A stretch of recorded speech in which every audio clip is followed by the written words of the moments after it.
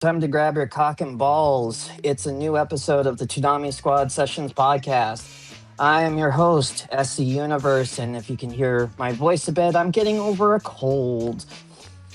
With me today, I have Sam too. I'm homeless now. You took my job. Okay. Steve. Yeah. Silver. Hi. And a returning guest. Please introduce yourself.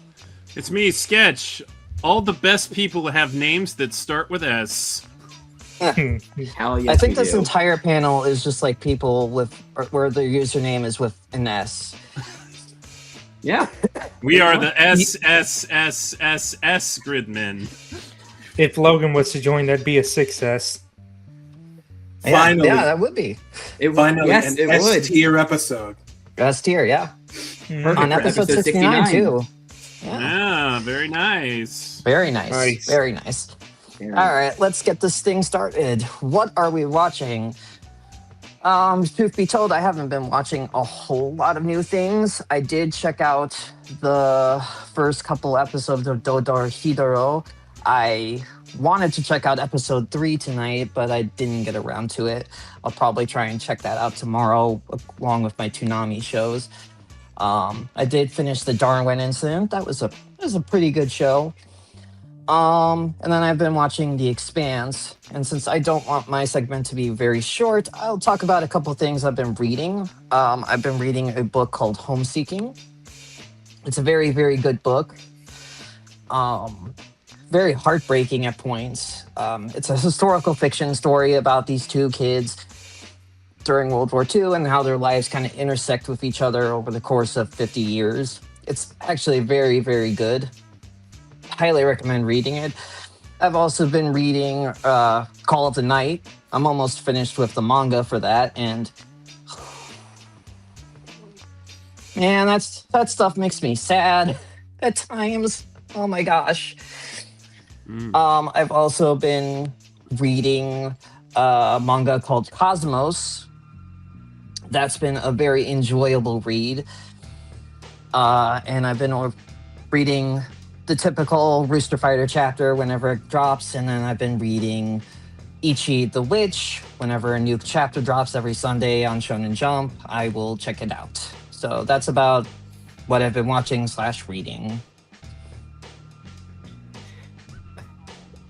Okay, I guess I'll go next. Been keeping up with the winter simulcast, which most of them have already ended, so I'm not going to say the ones that I mentioned last time, although I realized that I actually forgot one last time, and I feel it's appropriate to bring up, but I'm back in the fucking building again because there was a new Fate show called Fate Strange Fate, and dear God, I think that's actually my favorite, Fate thing that I've seen, because it's so freaking amazing and fantastic, and it's has such a different vibe than the other Fate series that I've seen. It's so fucking entertaining, and animation is insane, but because it's A1 pictures, not affordable. And dear God, that's my second favorite anime of the winter season. Aside from that, I've been watching the first season of Dorihidoro because they had a new season coming out, so I decided to watch the first season, which I'm caught up on, and I already saw the first 3 episodes of the new season. Trying to think what else. Let's see, because I think there was already a few anime of this season that started. Crap, I'm blanking out on the. Oh, Dr. Stone is back with the final core. Been watching that. Crap, I'm blanking out on the. Oh, JoJo Part 7 Steel Ball Run. I just love how there's so many weird manga and anime adaptations that have come out, like Dawn to Dawn and Sanda and stuff. But yeah, JoJo still comes back to remind everyone, hey, JoJo's the real king of the weird shit. It's just too bad we won't get the next episode for a few months. Thanks, Netflix. And then I saw the Mario Galaxy movie yesterday. That was, I liked it. Obviously, it has some problems. I had a few issues with it, but I, I was smiling. I was smiling through almost throughout the whole movie. It's so good. Please, give it a watch if you get a chance. I'll probably try and see it tomorrow. And there was another, because I'm blanking out. There was an anime that dropped just this week, and I'm trying to remember the name of it. Ah, crap! It's a little late at this point, but I do want to end my segment off on 3 highlights in particular, because I've been holding off on talking about these until we got into our podcast. But I actually did attend some events, which I didn't think I'd get to do in my own state. The first was they did the Dragon Ball pop-up tour USA, with one of the locations actually being in Florida, which surprised me. So I did a whole 3-hour drive to Miami. It sucked because there were brush fires happening at the same time.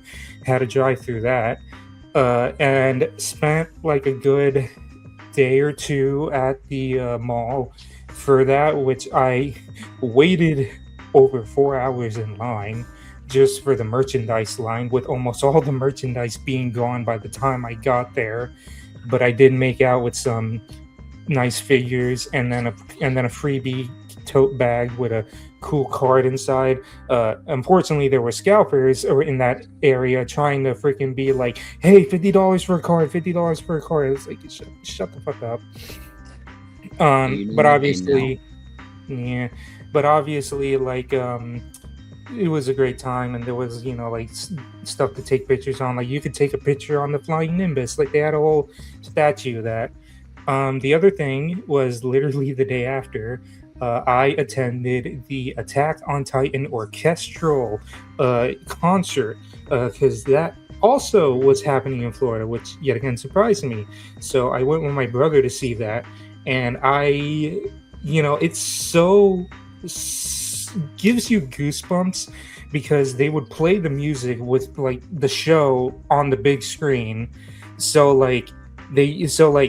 near the end they would play, I don't know the name of the pieces of Attack on Titan music, but that one hype track that played in near the end of the final chapters, when you have an actual orchestra playing that with the scene in the background, I just had the biggest chills up my spine. But that entire event was so amazing to watch, just getting to hear the music live. And I made out with the vinyl of the soundtrack, and I don't have a record player. So I got to get a record player. All right, and then just my final thing, because I know I'm going on a bit. I just wanted to bring up that for the longest time, this is a gaming thing, for the longest time I have hated playing role-playing games. I have tried so many times to do RPGs, Pokemon, Paper Mario, all that stuff. Could not get into it. And I decided to make another attempt. And this is the one that finally hit me. Persona 3 Reload. I've actually gotten into the Persona series, which I never thought I'd see the day. But dear God, I was gifted Persona 3 for Christmas, and I decided, why not? Let me try it. Let me see if this will be the RPG to actually make me get into RPGs. And I'm near the end, and I'm literally purposely stalling out because I don't want it to end. Just go into Persona 5 afterwards. It's fine. Just go into another 100-hour RPG. Well, I mean, I still got the DLC after, but yeah, but And then when you're done with that, start the Xenoblades. I don't know about that now. But Play Paper Mario at that point. Paper Mario 1000-Year Door. Yeah. Do it. Or the first one. Either one. Just do Yeah, good. play the first one if you have NSO. Just play the first one. It's really good. Yeah, but I never thought I'd see myself getting invested in Persona, and here I am. By the way, I chose Yukari. Anyway, that's it from me. All right, Steve? All right. So I guess the first thing I'll mention is I recently finished the One Piece live action. That's what I was missing. One Piece live action. Yes. So, I thought it was fantastic. I didn't think they'd be able to top season 1, but Lord, they did. Crazy is it's like I'm seeing more and more people introduced through One Piece that I never thought would be introduced to One Piece. Like my dad, for example. I know me and Sam too were talking about it, but didn't your mom get into it as well? Yeah, like I actually decided to show my mom, and she it's like she's not like interested to the point to where like, oh, she's gonna look at the other stuff, but like she's at least interested in this show. And it's just like the weirdest thing for me, at least, because my parents are the most old-fashioned people ever. Like I will never show them an anime in my life. So it's just really weird to hear my mom be like, oh wow, like Luffy sang to the whale and all that. And I'm just like, this is the weirdest thing I've ever heard her say. Yes. It's magical. It really is. Hell, I even overheard at my job people talking about the One Piece live action. I'm like, what world am I living in?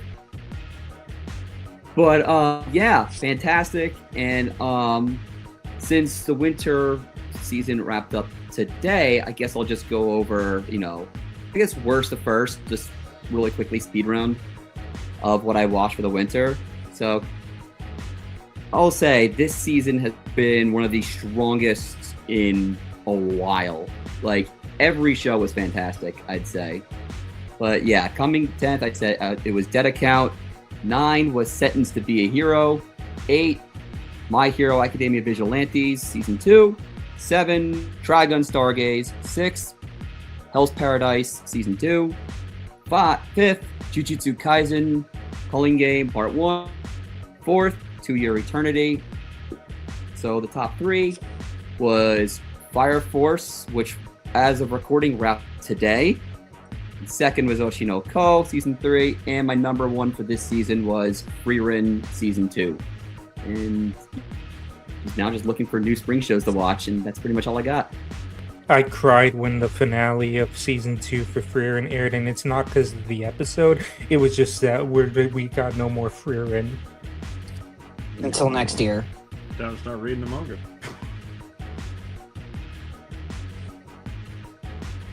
All right, is that it, Steve?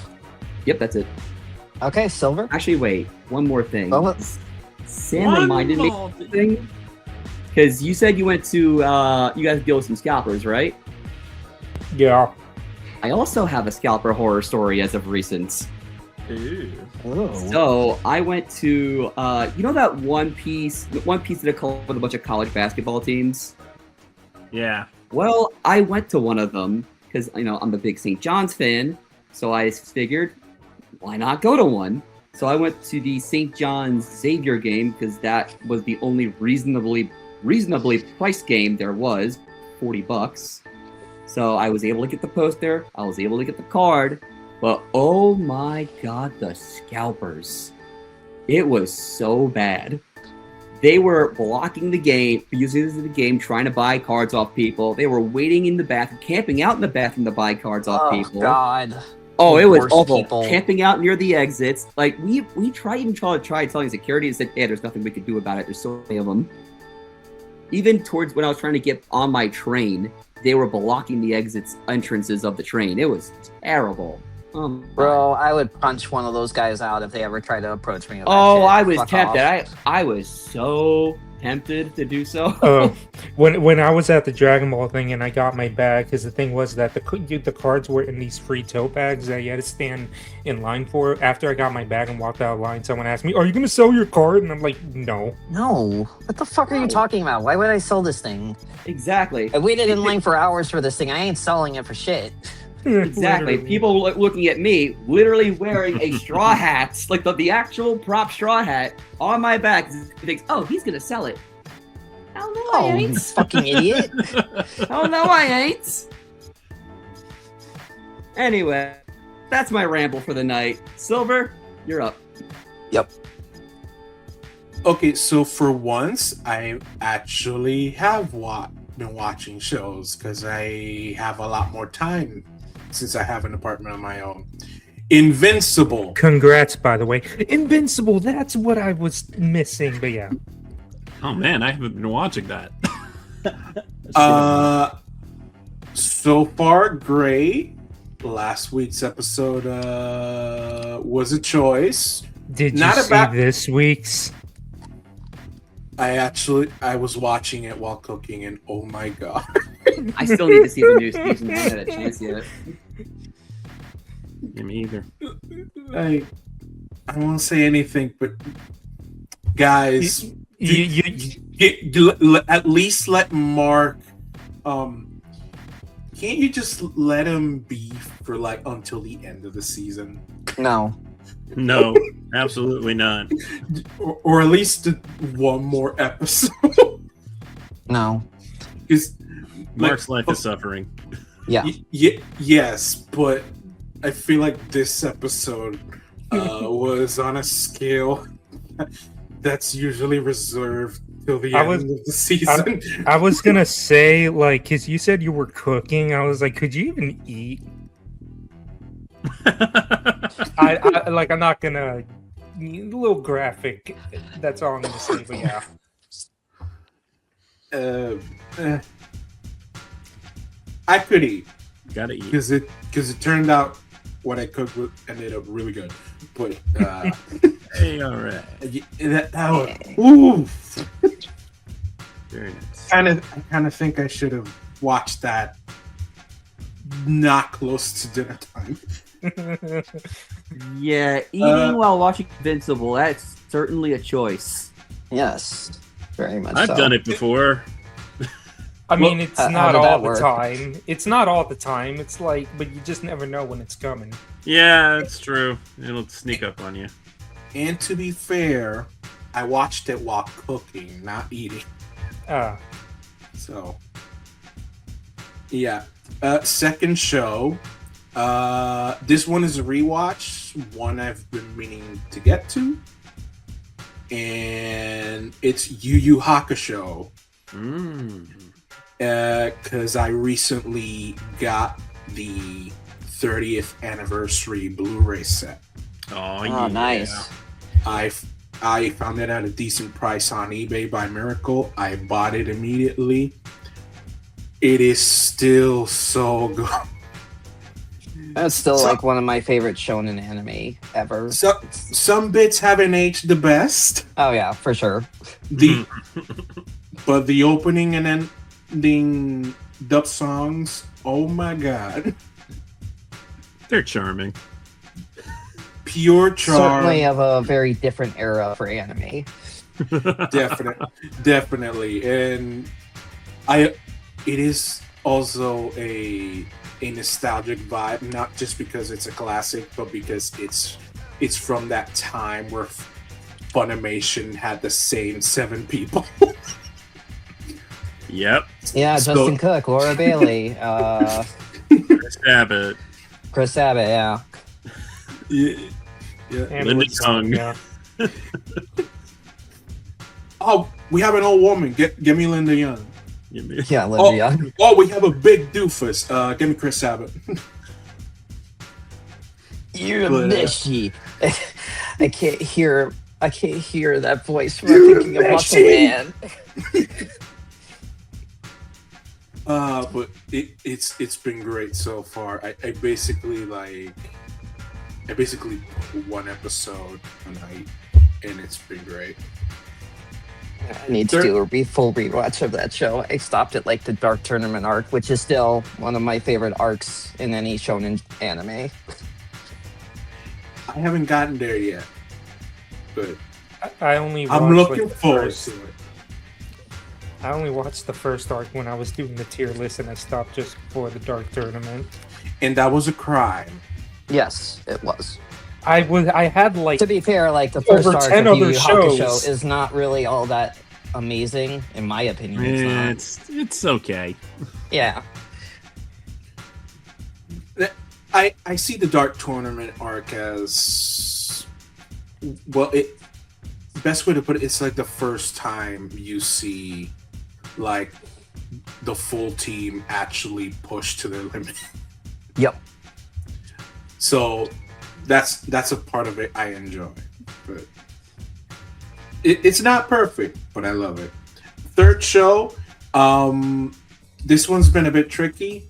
The new season of One Piece on Netflix. I say it's been tricky because I initially started it on my own, but originally me and my brother watched season 1 together, and once he found out that the new season came out, he's been wanting to watch it with me together. And well, that was back when we used to live together. Now we don't. So basically, whenever he comes to visit, that's when we watch. So I had to pause it and then basically start over again. Ironically, I'm going through a similar situation because my sister moved out, and I was showing her My Hero Academia and Oshinoko, and like Oshinoko's season 3 is now getting dubbed, and I still need to show her the rest of My Hero, but she's moved out, so it's like I don't know when I'm gonna show it to her. Good luck with that one. Yep. May I recommend with that you Oshinoko. get on a Discord call with your brother and watch it together? That sounds like a great idea, except that he's basically tech illiterate. Well. So that's not it's great. the same with my sister. There's absolutely no way for me to actually set that up. I could teach him how to do it, and then the next day he doesn't know how to. So, But if you set it to share screen, you can take a lot of the work out of it on his end. yes, you're right, but that would require me to teach him how to use Discord for the 8th time. So, 9th times the charm. Wait, 8th No. times. Times the charm. I think it's the 8th. I've lost count. Other show. Free Rent. I finally started this. Hey, You on season Welcome 1 or to 2? I'm season 1. Okay. I started it yesterday. I needed to fit something up and started sewing, but I wanted to put something on TV. I put it, and eventually I forgot I was sewing something. Yeah, that's Freeman. So, Yeah, good show so Free far. Rent's such a good show. I really need to get back to it. Now that all of season 2's out and done with, I can probably get around to it then. I finished episode 5 today, so if there's time after this, is it 28 for season 1 or 27. 27? I guess. Yeah, it was a surprisingly long season. Yeah, Which very you long don't season. see much anymore. I mean, Free Rent season 2 is like 10 episodes. Yes. Yeah, yes, so they're kind of it is. making up for it now. It's fine. Which is very odd for anime to be 10 episodes long comparatively to other shows. Normally it's Yeah. like a 12 or 13 episode for a 1-core season. Yeah, but it's also not normal for a season to have 28 episodes in this day That's and age. true, so. I guess. Next thing, I watched it today on IMAX because my brother insisted on it. Because we were gonna watch it together. So, the Super Mario Galaxy movie. Mhm. It was a fun movie. I get why the critics complain, but hey, it's a fun movie. I'll take it. I was smiling like a good chunk of the time. Oh god. And last one is not even a thing I watched. It's just they started playing it, so why not? I got the Mega Man Star Force collection, and that has been fun. I am actually very surprised at how much work they put into the collection. Like the previous one is just the game. The previous. This is mic problems. Hello?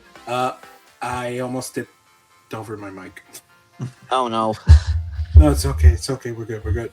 The last Mega Man collection, it was just the GBA games, and good, but it was just the GBA games, and then added the soundtrack player, art library, and a cool interactive Mega Man. This one, they actually did a fair bit more than just the ROMs for it. They actually they made the 3D sections non-pixelated. The pictures, it's just actual PNG pictures. There's a lot more work than I actually expected it to. So basically, you can keep the pixelated look of the original game, but still have the high-res art used in the logo and the menus and all that. So that's actually been a pretty neat thing so far. I wish the last collection was done like that, because there's a certain few things that could have had that kind of love, but so far it's been fun. And yeah, that's it. All right, Sketch. Okay. I also watched the live action One Piece season 2 and thought it was indeed better than the first. Like, they did so good. So good. The characters like Usopp that didn't get hardly enough anything in the first season, nicely fleshed out, great stuff on Little Garden. They really added to Sanji. Zoro's acting like a himbo, like he should. I love it. I love it. It's fantastic. And I have been watching it with my parents too, because they watch it. They were excited that another season was coming. And I actually went to the theatrical debut of the first 2 episodes, and seeing Laboon on the big screen was so cool. Fun time. I've been watching a lot of movies. One I really wanted to highlight, I stumbled across it when I was planning on going to see a different movie, which I did eventually see, and I'll talk about it in a second, but there was an animated biopic. It was a French animated film by Sylvain Chomet, the director of Triplets of Belleville and The Illusionist. I think I know what you're talking about. Yeah, it's called A Magnificent Life. It's about the French filmmaker Marcel Pagnol. Sorry if I'm mispronouncing anything. And it's really, really good. And I have to say, thank you, Sony, for bringing this to the United States so I could see it. It's really, really nice. I will say the animation style takes a little time to get used to. I went to see it with a friend, and he said, yes, it's very French. I'm like, okay. Wearing like a beret and like eating baguettes. it's just my law may be temporary, but you are French forever. GG's. They're like, the bodies don't move very much, but they're very, very expressive. And I had to turn to my friend. I was like, this is kind of reminding me of a Red Bull commercial. just that kind of animation. I do wonder if the Red Bull people are kind of inspired by that director's work. I don't know, but it's just a thought I had. So that was really a wonderful treat. I enjoy biopics, and I enjoy animated films, and an animated biopic, you don't see that every day, much less one about a French screenwriter, film director. So I highly recommend it if you have a chance to see it. It's probably not playing at your theaters anymore, but it'll stream eventually, I'm sure.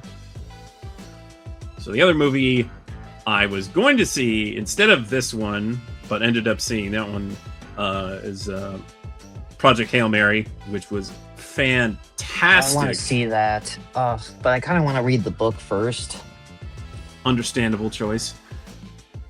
It is a really, really good science fiction story about a guy who's up in space, basically all alone, though eventually he finds an alien.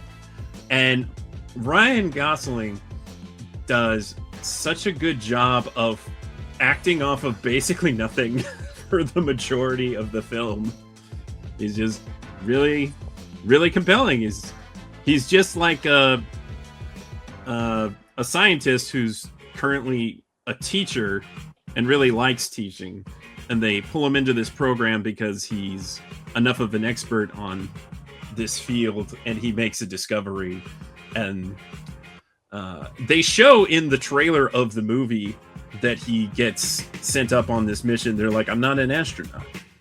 But that scene that's played in the trailer does not show up until like the very end of the movie. So for a long time, you're like, whoa, did they just not actually have that scene? What's the deal? But yeah, it's a gorgeous film. Really, really good. The alien is so interesting. It it's not very humanoid. It's like this rock looking creature. It has very specific physiology, and the bond that they form together is beautiful. It's a beautiful film. Just absolute cinema. And you know what else I think was absolute cinema? The Super Mario Galaxy movie, because I was grinning from ear to ear for the entire runtime.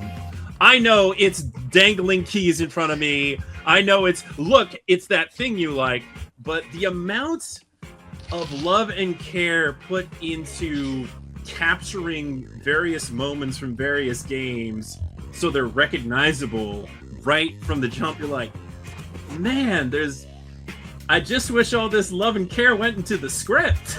Yeah. Yeah. But you know what? My two biggest complaints of the first movie was Luigi was sidelined for the entire thing, for the most part. So when Mario and Luigi reunite, it's not really, it's like, we're the Mario brothers, we're gonna save the... It's like, yeah, but it doesn't feel earned. I just wanted some bro time between the Mario brothers, and boy, I got it. I got it in spades, and Yoshi was there too, and Donald Glover is a wonderful Yoshi. He doesn't say anything other than Yoshi and make noises, and it's fantastic. The other big highlight for me was Fox. Absolutely! I loved Fox so much. He was... I'm so mad that they decided to say that before the movie came out. Like a week before the movie came out. I'm like, I understand the marketing, but like... That would have been cool to find out. It would have been such a cool surprise, because when Peach goes to the spaceport looking for a pilot, you're like, oh, well, you know, showing up now. But, oh, man, it was so good. I want a Star Fox movie right now. I also might be getting a new Star Fox game. We might be getting 2 new Star Fox games, which is a bit ambitious. There were 2 other cameos in the movie that made me pop off, and I'm not. I know. Most people know about them by now, but I do not. I'll probably just go and see it tomorrow. So it's very fun. Don't say the cameos. Don't say the cameos. I'm not saying it. Don't worry. Good. Yeah. They make basically the same joke as the DMV in Zootopia. It's basically the same joke. Okay. But it makes sense. It totally makes so much. It totally makes sense. And look, a lot of people say this movie has no plot. It has a plot. It's a fairly thin plot. It's arguably that sounds like a Mario. The plot is not what I go to Mario for. It's so action-packed. It's kind of crazy how action-packed it is. It's like, oh wow, we're having another fight. We're having another bombastic encounter. But this time, the other thing that really bothered me about the first movie, and it bothered a lot of people, the stupid insert pop songs. There's only one, and it plays in a scene that makes sense. The rest of the time, they let Brian Tyler cook, and oh, does he cook! Because he even does Star Fox music. Hell yeah! That's great, because I didn't like the 80s music in the first one, so... it was. There've been It's totally people. executives coming in telling Yeah. them, look, we need something to appeal to a mainstream audience. Like, you have Mario. You're marketing this as a Mario movie. Isn't You that have enough Mario for you guys? music. Mario music, man. You replaced a Donkey Kong Country medley with "Take on Me." You are Yeah. fired. Not only that, we need to make this more mainstream. You want more mainstream than one of the most famous video game characters of all time. He's more famous than Mickey Mouse. I don't And get. Sometimes I don't understand executives and their way of thinking. Yeah. Easy. Those were 70-year-old men recommending something they heard in the 80s. That's it. Those Yeah, and 70-year-old men don't know what Mario is. I think the That's line of thought is, well, Mario was in the 80s, so let's use 80s music. It's just so dumb. Like, especially if you're using like, I need a hero. Like, no, Shrek 2. That's the pinnacle. You cannot top that. There You're was- never gonna top that. There were two video game inspired movies that used Holding Out for a Hero that year, and the other one was Tetris, and they did it in Japanese and Russian. Oh yeah, That soundtrack is awesome. That movie was so dumb too, but I kind of liked that movie. It was like I dumb love fun. it. It was so fun. I could totally imagine like Howard Lincoln just like getting away from Russians with the Tetris creator. That's just hilarious. That was a fun romp. Anyway, Yeah, it's a very absurd movie. Still only available on Apple, I think. yeah. I don't think it's gotten a physical release, which makes me sorrow. But yeah, I know there are definitely problems with the Mario movie, and maybe we shouldn't award films that don't, have the basic semblance of plot, but it was so fun. Sometimes it's okay to just have fun. It's not giving you any heavy-handed messages. There's a little bit about family and about confidence.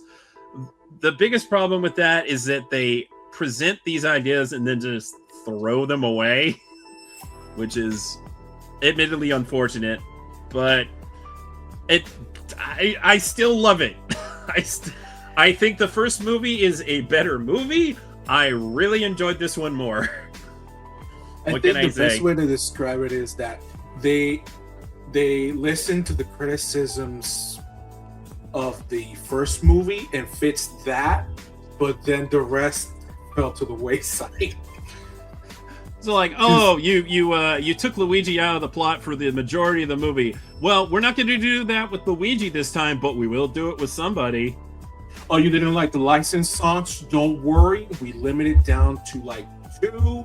It's barely there. You won't even notice it. Just full Mario music from then on. And the only time that the licensed music did play, it actually made sense. Like I actually liked it there. Yeah, it was perfectly fine in those scenes. It made sense. Oh, you don't like that we didn't do much with this character? Don't worry, we're gonna do a little bit more with this character. We'll forget about the others, but don't worry, we'll make sure to do something with this character. Oh man, Toad fans were starving. Like Toad jokes that Yoshi's kind of like taking over, but it's true though. It's kind of true. Yoshi's like the third Mario brother, and it's how it should be. Yeah. Oh, you want it, Yoshi? Don't worry, we got you, fam. Hold on, Yoshi. Don't worry about it. Don't question. They tried to cram too much into this movie, but Yeah. it's a beautiful mess. And well worth seeing on a big screen. 1, it's gorgeous. 2, the action sequences are like incredibly good. I feel like someone played Smash Brothers. Yes. Organizing. Yes. It was great. Yeah. Tone it down. Definitely. Yeah, it was so fun. Speaking of Nintendo things, I was one of those bozos that paid $20 to play Pokemon Fire Red. And I have been having a great time with it. I've been taking my time. I have 90 Pokemon in the Pokedex. I'm trying to do the living dex this time because I'm a maniac. I don't know why. Let me ask you a that. question. How's the emulation quality, and can you do save states on it? You can't do save states. They will Damn not let it. you do save states. The emulation quality is great. It's excellent. I've had no problems. It hasn't crashed. They make it easy to reset in case you... It's a Pokemon game. You're gonna reset. You're gonna reset. Oh, I ran out of Pokeballs when I'm fighting a legendary. Guess I'm resetting. You know, that sort of thing.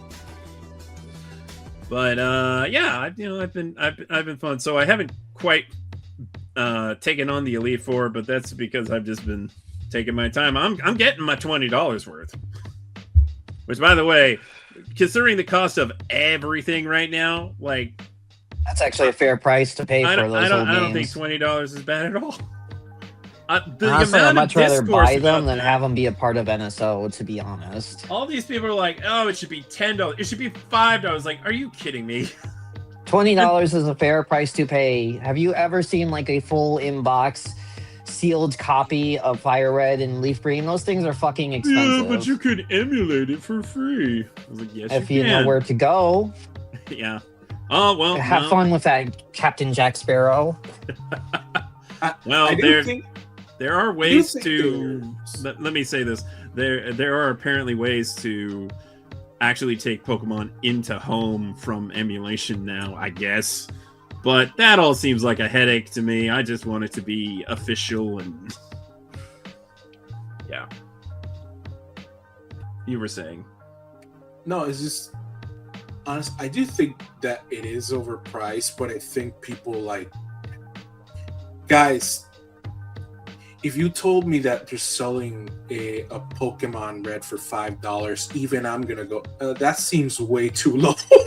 Yeah. And didn't they sell like Fire or Red and Blue or Red and Green on 3DS for like $10 or something $10. like that? I'm pretty $10. sure it was 10. I do think that Game Boy Color games were like 12. Yeah, and I think for like the highest Pokemon games on there, that was even more than that. I think 15 would have been the sweet spot. And then you Yeah, could that have would have gotten been the both perfect games price. for $30, but I'm not sweating $5. yeah. It's just not a big a deal to me. But I this idea understand that the principle of it, but also the thing that really annoys me is there's no online trading or online battling. So Oh, that's I actually had to trade in person with another person, which is kind of great, actually. I enjoyed that experience. I did that at Emerald City Comic Con. They had a Pokemon meetup, so I specifically caught some version exclusives and got some of my other Pokemon ready to trade so they could do the trade evolve, and then found that a lot of people were just trying to shiny hunt their starter, which is something people would do for days on end. But then I eventually did trade with the guy, and it was cool. It was a fun little experience, and now I have his Pokemon, he has some of mine, and the journey continues. So I did go to Emerald City Comic Con, and I had a nice chat with the voices of regular show, except Mordecai. He wasn't there, probably because he's a bum. And also the cast of The Amazing Digital Circus, which was also very fun to talk to. And some other folks, too. I got to very briefly talk to Nolan North, nerd out about Ninja Turtles. He told me that he based his Raphael voice on like a guy he knew in high school, and I'm like, so you're giving that guy the royalties, right? And he's like, no. But then he had to go to the bathroom, so that was unfortunately short.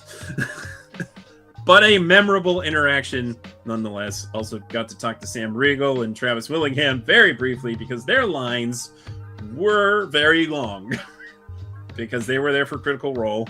I couldn't even see Matt Mercer.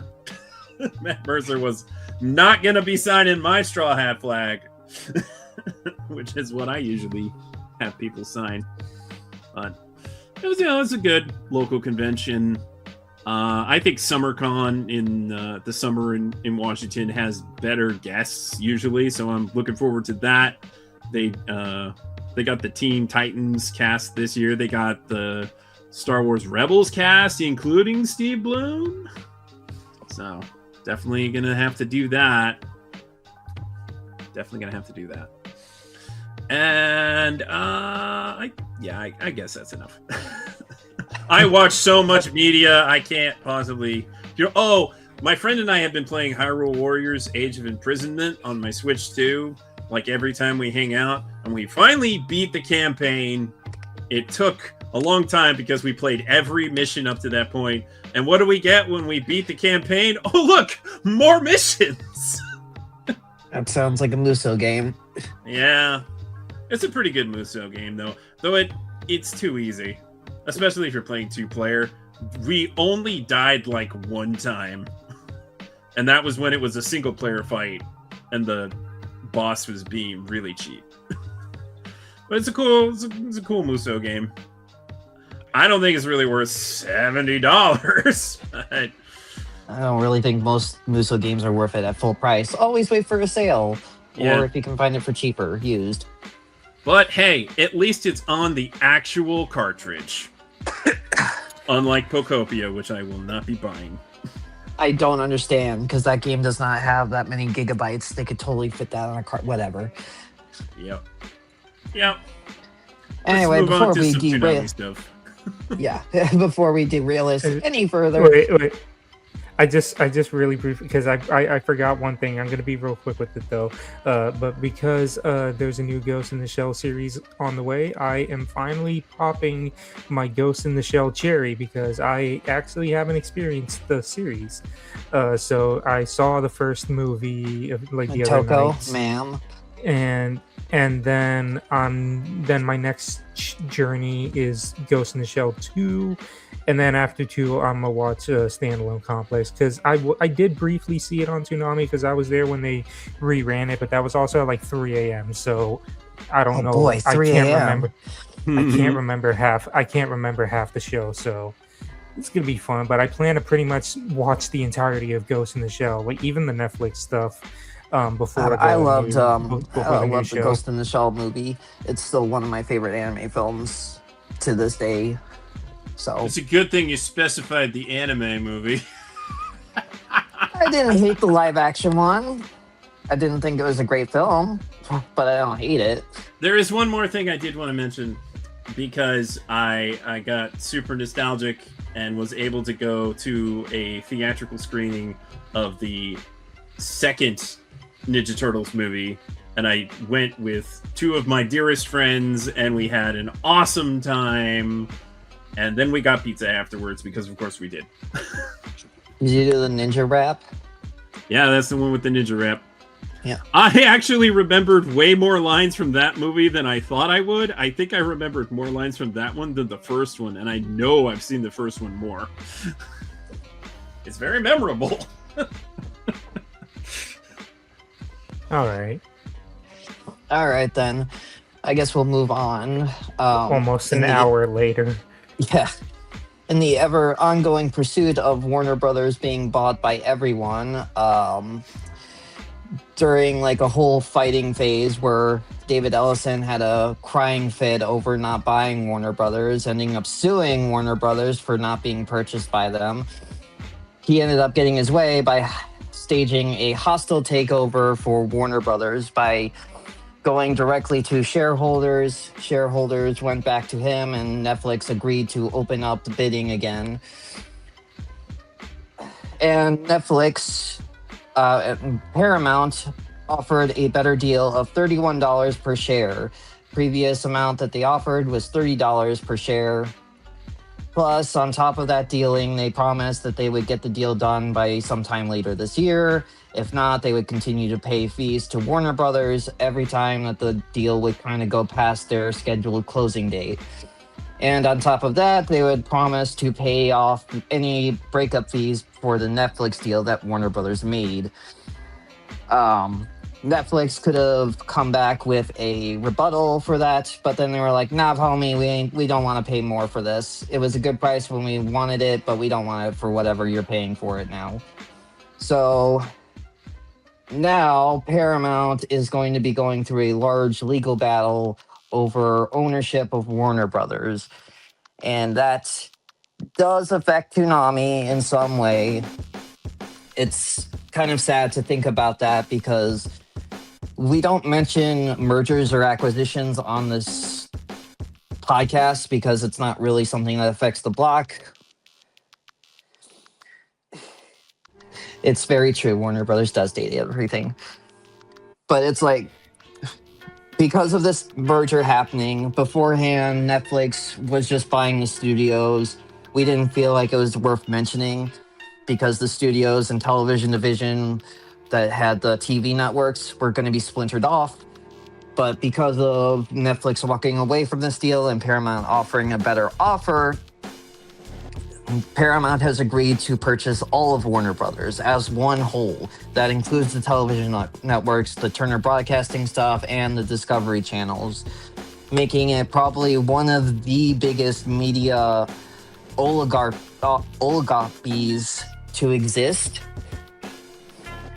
which is very frightening, and we should be very scared if this deal actually goes through.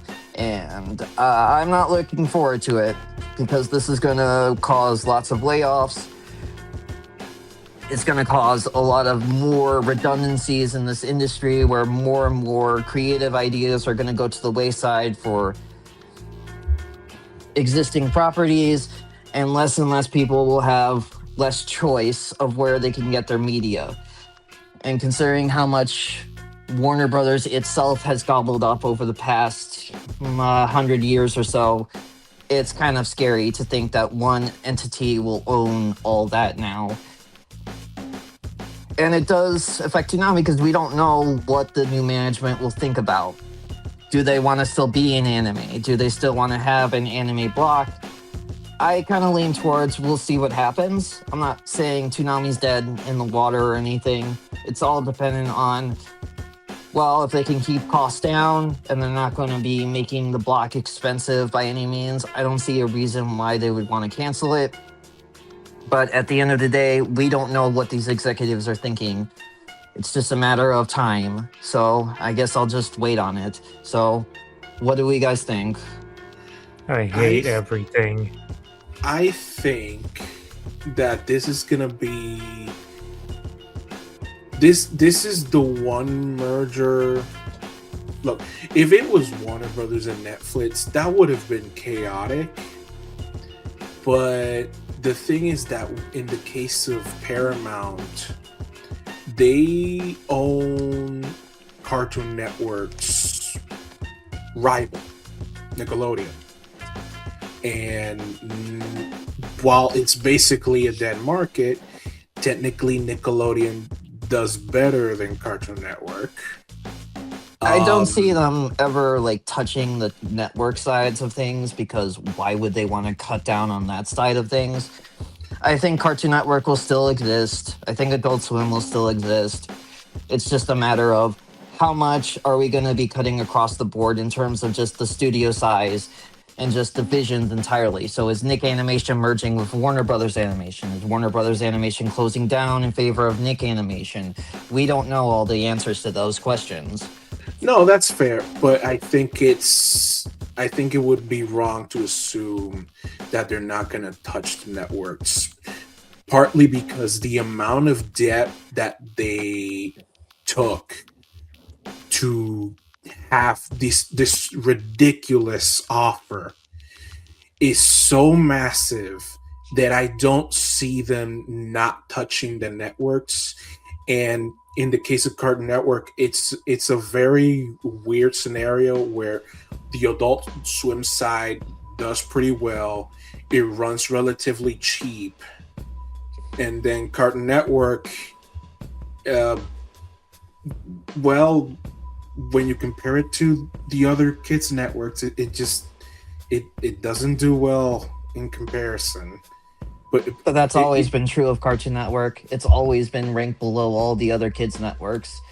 Yes, but now it's gonna be in a scenario where it's the parent company of its rival is gonna own Cartoon Network. Why keep both afloat? I'm not saying that they'll do something, but to assume that they won't touch. Well, I might anything expect is management also- changes, but I don't really see them getting rid of their network side of things. Again, it's just a matter of we'll wait and see on what happens.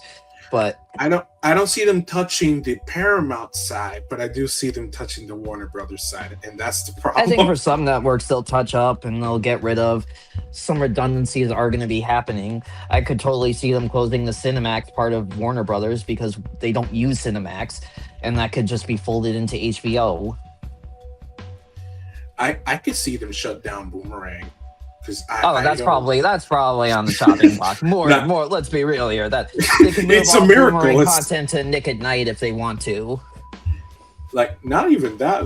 Like, they could kill off Boomerang and move the programming there to Nicktoons or Nick at Night, like you said. Like, there are channels they could touch. Let's be real here. Like, we can't. assume that They're gonna touch channels.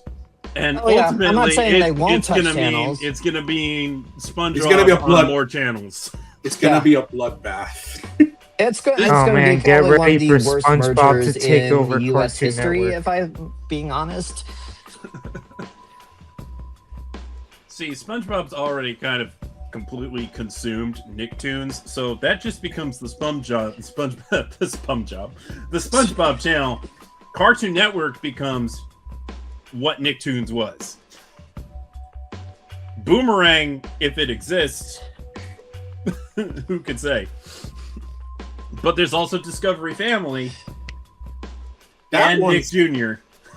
and Teen Nick. Yeah. Like, There's a lot of stuff that redundancies they're here. gonna kill. I'm just like I don't. I'm just like I don't know. I'm just all negative with this because it's like I'm so sick of these.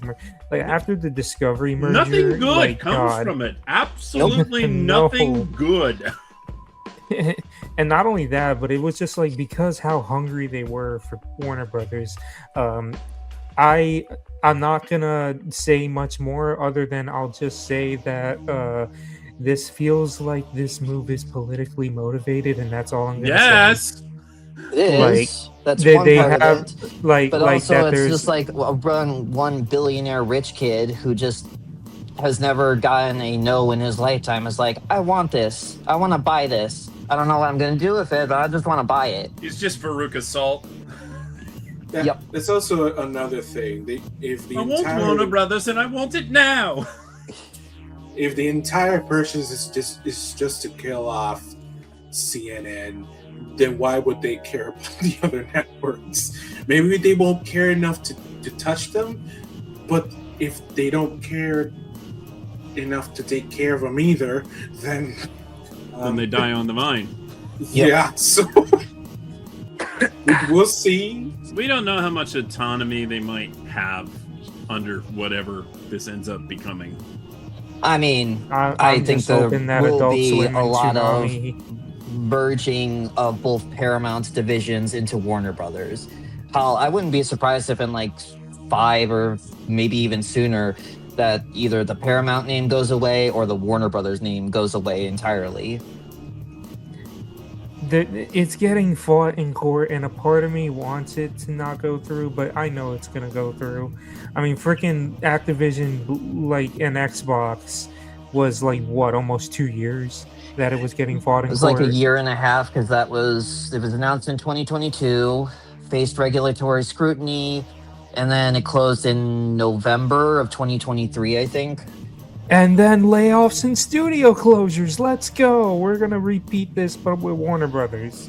Well, but the I mean, this difference is happens with that- every merger and acquisition that happens with like these massive mergers between these big corporations.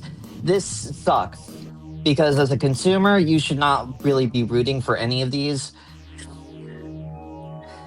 Yeah, and in the case of Microsoft and Activision, I feel like that's a little bit different. In the case of Warner Brothers and Paramount, the film industry is already pretty.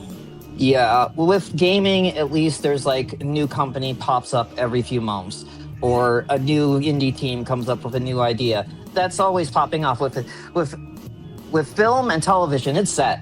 You used to have the 6 studios, which became 5 when Disney bought up not Warner Brothers, Fox. And then now you're asking for another mega merger with Paramount and Warner Brothers. Merging those two and having it down to 4 studios, 4 major studios, that's not good for consumers. Mm-mm. Yeah, that's a lot worse than the Microsoft thing. Like, Yeah, we've seen what but happens. there's only when 3 consoles. Yeah, but there's like what? There's also Steam, the entire PC ecosystem, the phone. There's also tons of aspect. indie What, you don't want to have releasing the on like a daily $650 basis. PS5? No. And also, like, I mean, like, oh, like 4 studios. It's like, yeah, we've seen what happens when one company buys up the entire competition. Look at Crunchyroll. Mm-hmm. At this point, What's going to Crunchyroll topple that? feels High like- Dive? Well, that's owned by AMC, but even still, like, we're at a point where it's just like this industry is fucked. It's just literally fucked. We can't really think that this merger is going to be positive for consumers because it's just not. Less choice means less options, which does not mean good things for us. We get less creative options. We get less works from less people. Like Price increases for HBO Max. Let's go. Yeah, price increases for HBO Max. We don't even know if HBO Max will still be a thing. Will they want to keep HBO Max or do they want to fold it into Paramount Plus? I Please, mean, no, less that services sucks. are fine, I guess, but when you're getting rid of the competition and just raising your own prices, that's not good for consumers either. At this point, the best thing we can actually say about it is we'll wait and see. Just enjoy Toonami. Because let's be real here for a moment. It is a miracle that a television block like Toonami is still operating in 2026. Okay, because the TV landscape is it's not as fun as it used to be. The fact Unfortunately, that the fact that Toonami's still airing, still getting shows, even if they're not all new. It is a miracle. So It's been back for like 13 years at this point. That's amazing. Most television blocks don't last that long. Mm-hmm. And it's about to reach its 30th birthday next year. And the second iteration is still on the air somehow. So honestly, like, I'm at a point where if Toonami is gone the next month, I'm gonna be sad. But the fact that it has lasted so long, gone through 4 freaking mergers at this point. Yeah, they went through AOL, and then Time Warner being bought by AT&T, then AT&T spinning it off into Discovery, and now we're here. Yeah. So if it took 5 mergers to end it all, I'm sorry. It would have taken a lot to take Toonami down at that point. So, for now, we'll wait and see, and all we can do is just enjoy and fear the future. But try to enjoy. I mean, I just hope that it's still alive by its 30th anniversary, at least. I think it will be. I can make personally it at think- least one more year. I mean, we'll see what happens, but I just don't see Adult Swim or even the new owners of Paramount coming in and saying, yeah, get rid of this. Because it's like, well, for them, it's just another way for them to acquire content. It's cheap to run. Why get rid of it? I think it'll still be around for a while longer. I think Toonami and Adult Swim as a whole should be around, mostly because it's a relatively cheap operation in comparison to other networks. So, I hope. I feel like we may be coming to the end of the road for Toonami original anime. Though, Yeah, probably. Rooster Fighter seems to be doing pretty well internationally, so at least that probably has a future if they feel like making more. Yeah, do more like collaborative efforts, but we'll talk about Rooster Fighter when we get there. Well, do we have anything else to say on the Paramount Warner Brothers merger? I hate everything, and I just hope it doesn't go through. But let's be real, it's probably going to go through. I mean, regulators have let me down. I didn't want the Fox Disney deal to go through, and yet regulators are like, yeah, that's fine. You can totally buy Fox. Yeah, our best hope is European regulators. Oh man, it's that would be nice, but they're probably going to also agree. The only thing I would hope for is maybe China going in and being like, actually, no, but China's not going to care. I will say, it feels like Toonami's big anniversaries are cursed. Yeah, basically. Because the 10th anniversary, that was a merger. The 25th, another freaking merger. 25th was... Oh, no, never mind. Yeah, the 25th was when they merged with Discovery. Yeah, and now we're going to reach the 30th, and we have another freaking merger. And every time, because of those mergers, what we think might be like a big year, it ends up falling apart. We'll see what happens. I mean, I would hope that they have something planned for the 30th, but we'll know sooner or later. Mm-hmm. All right. So, moving on, we will be talking about this next show that just premiered on Toonami, but it was actually announced, surprisingly, on air during which the hasn't first happened in a while. Yeah, it's like that was a the nice second surprise. to last week of, or first week of March. I'm trying to remember. It was like the first week of March, I think, because it was like 3 weeks ahead of time. Yeah, because we were thinking, oh, they're going to do another Rooster Fighter trailer, but instead they self-premiered a on-air promo for Don Da Don Season 2, which I think we all knew that at some point Don Da Don would return to Toonami. I mean, considering because they already literally did a sneak peek of the first episode of Season 2 in December, so it was only just like, okay, it's a matter of when, not if. And I'm just glad we finally got the Caulk and Bawls hour. Logan's wish came true. That's sad just he's not massively here. fun. So sad he's not here for this. But yeah, Don Da Don Season 2 premiered this past weekend.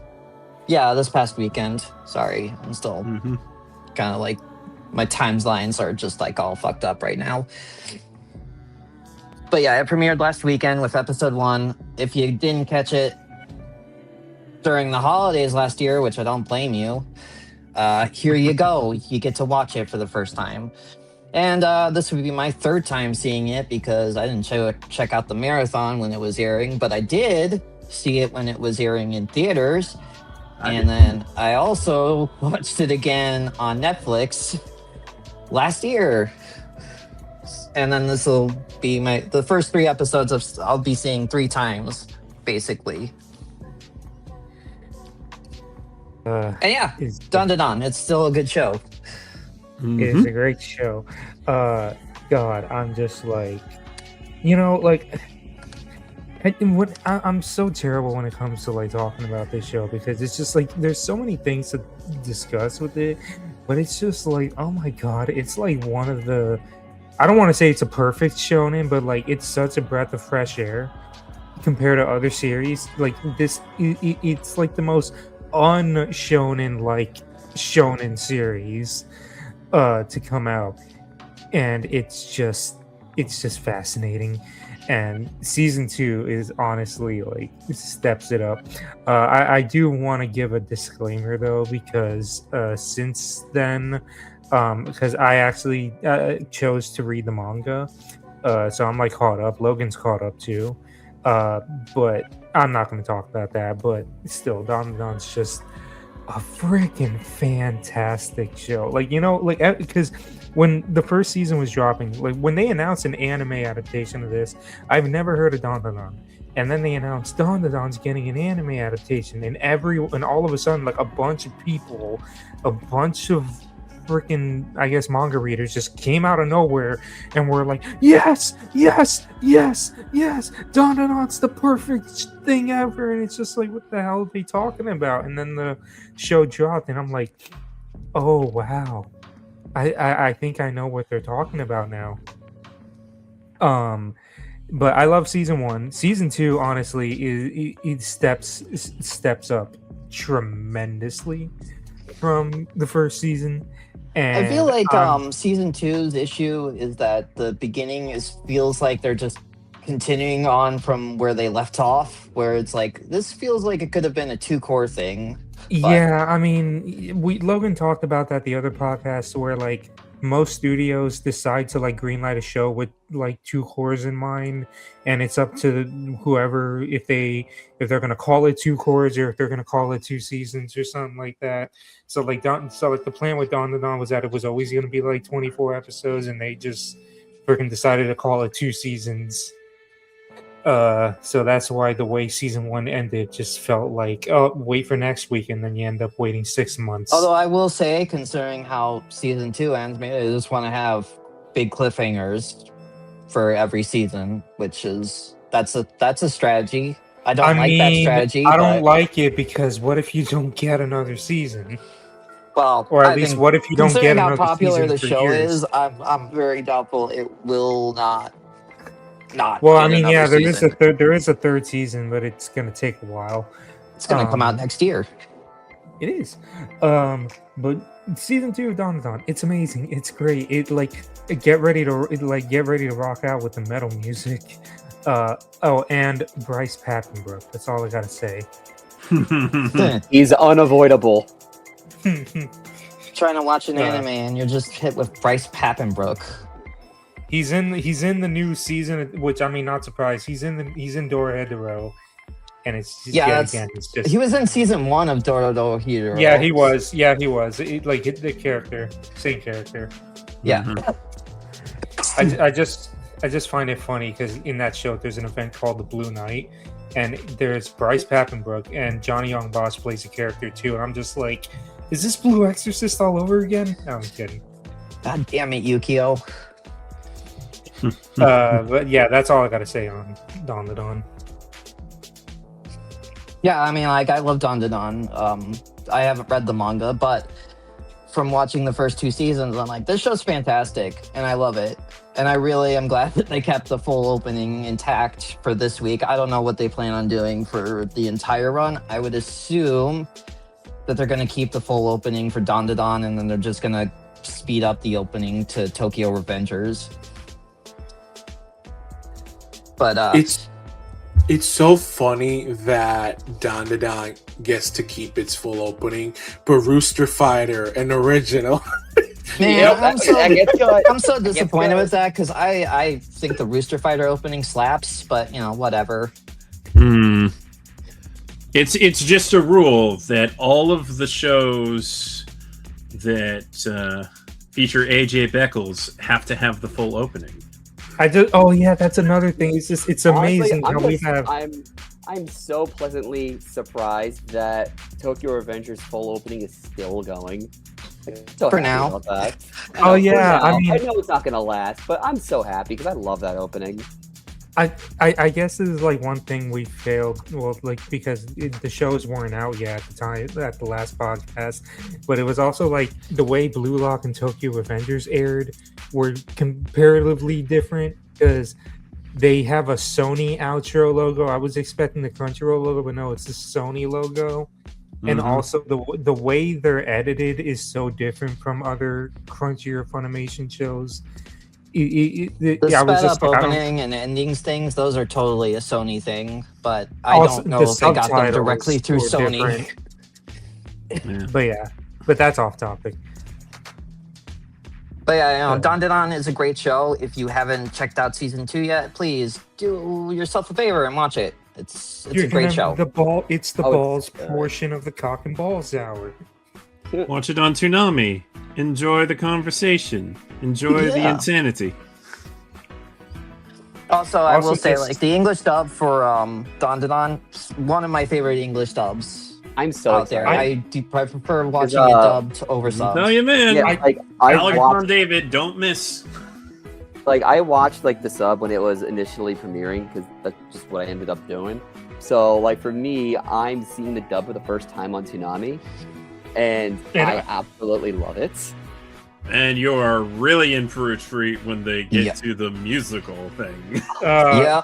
I'm so excited.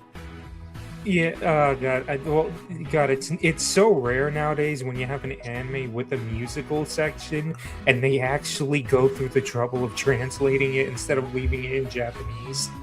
Like, what I Uh, do know is we're gonna have the singer of Dragon Force on Toonami, guys. Through the Yeah. fire and are. flames. I also just want to say, because it's amazing how we have two shows on Toonami with AJ Beckles as the main character. Mm-hmm. Okarun has more balls than his other character. Oh, definitely. Yes, yes. Oh my God, yes. Ironic. Hey, I mean, at least Takamichi got a girlfriend and a kiss. I mean, Takamichi seems to be getting around just fine with Emma. So Excuse me, Okarun did get a kiss. Oh, yeah, that's true. Now That that- he did.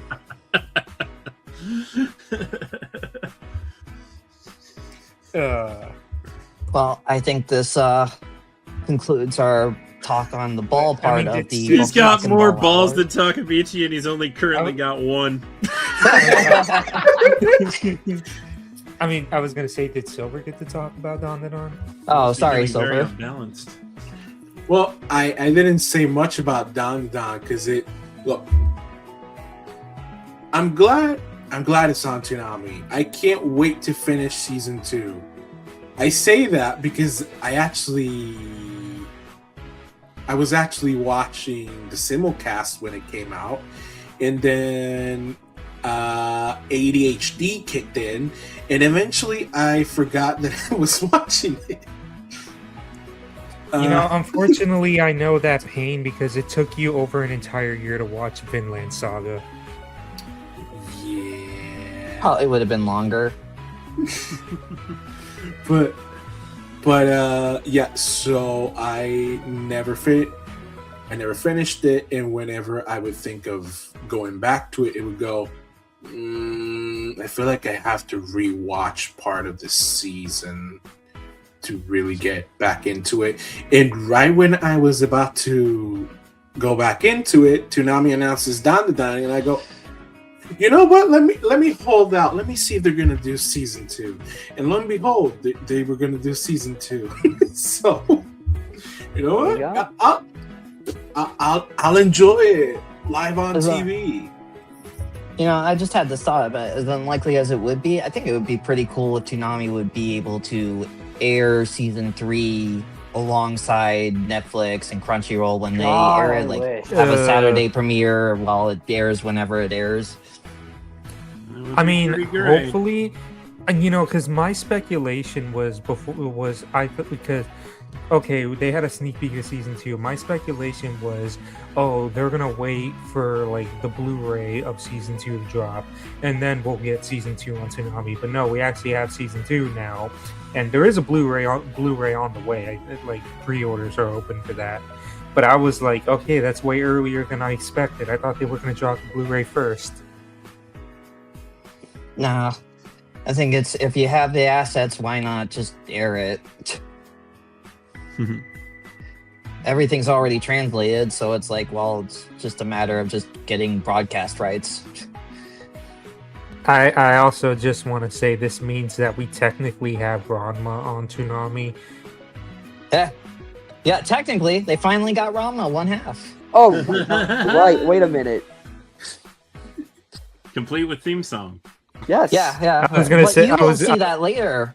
audience if you have not seen Don Da Don. I was gonna say because Sketch. I remember you were like Cartoon Network said we can't air Ranma. I was like, well, there you go. Yeah, because there's too much titty.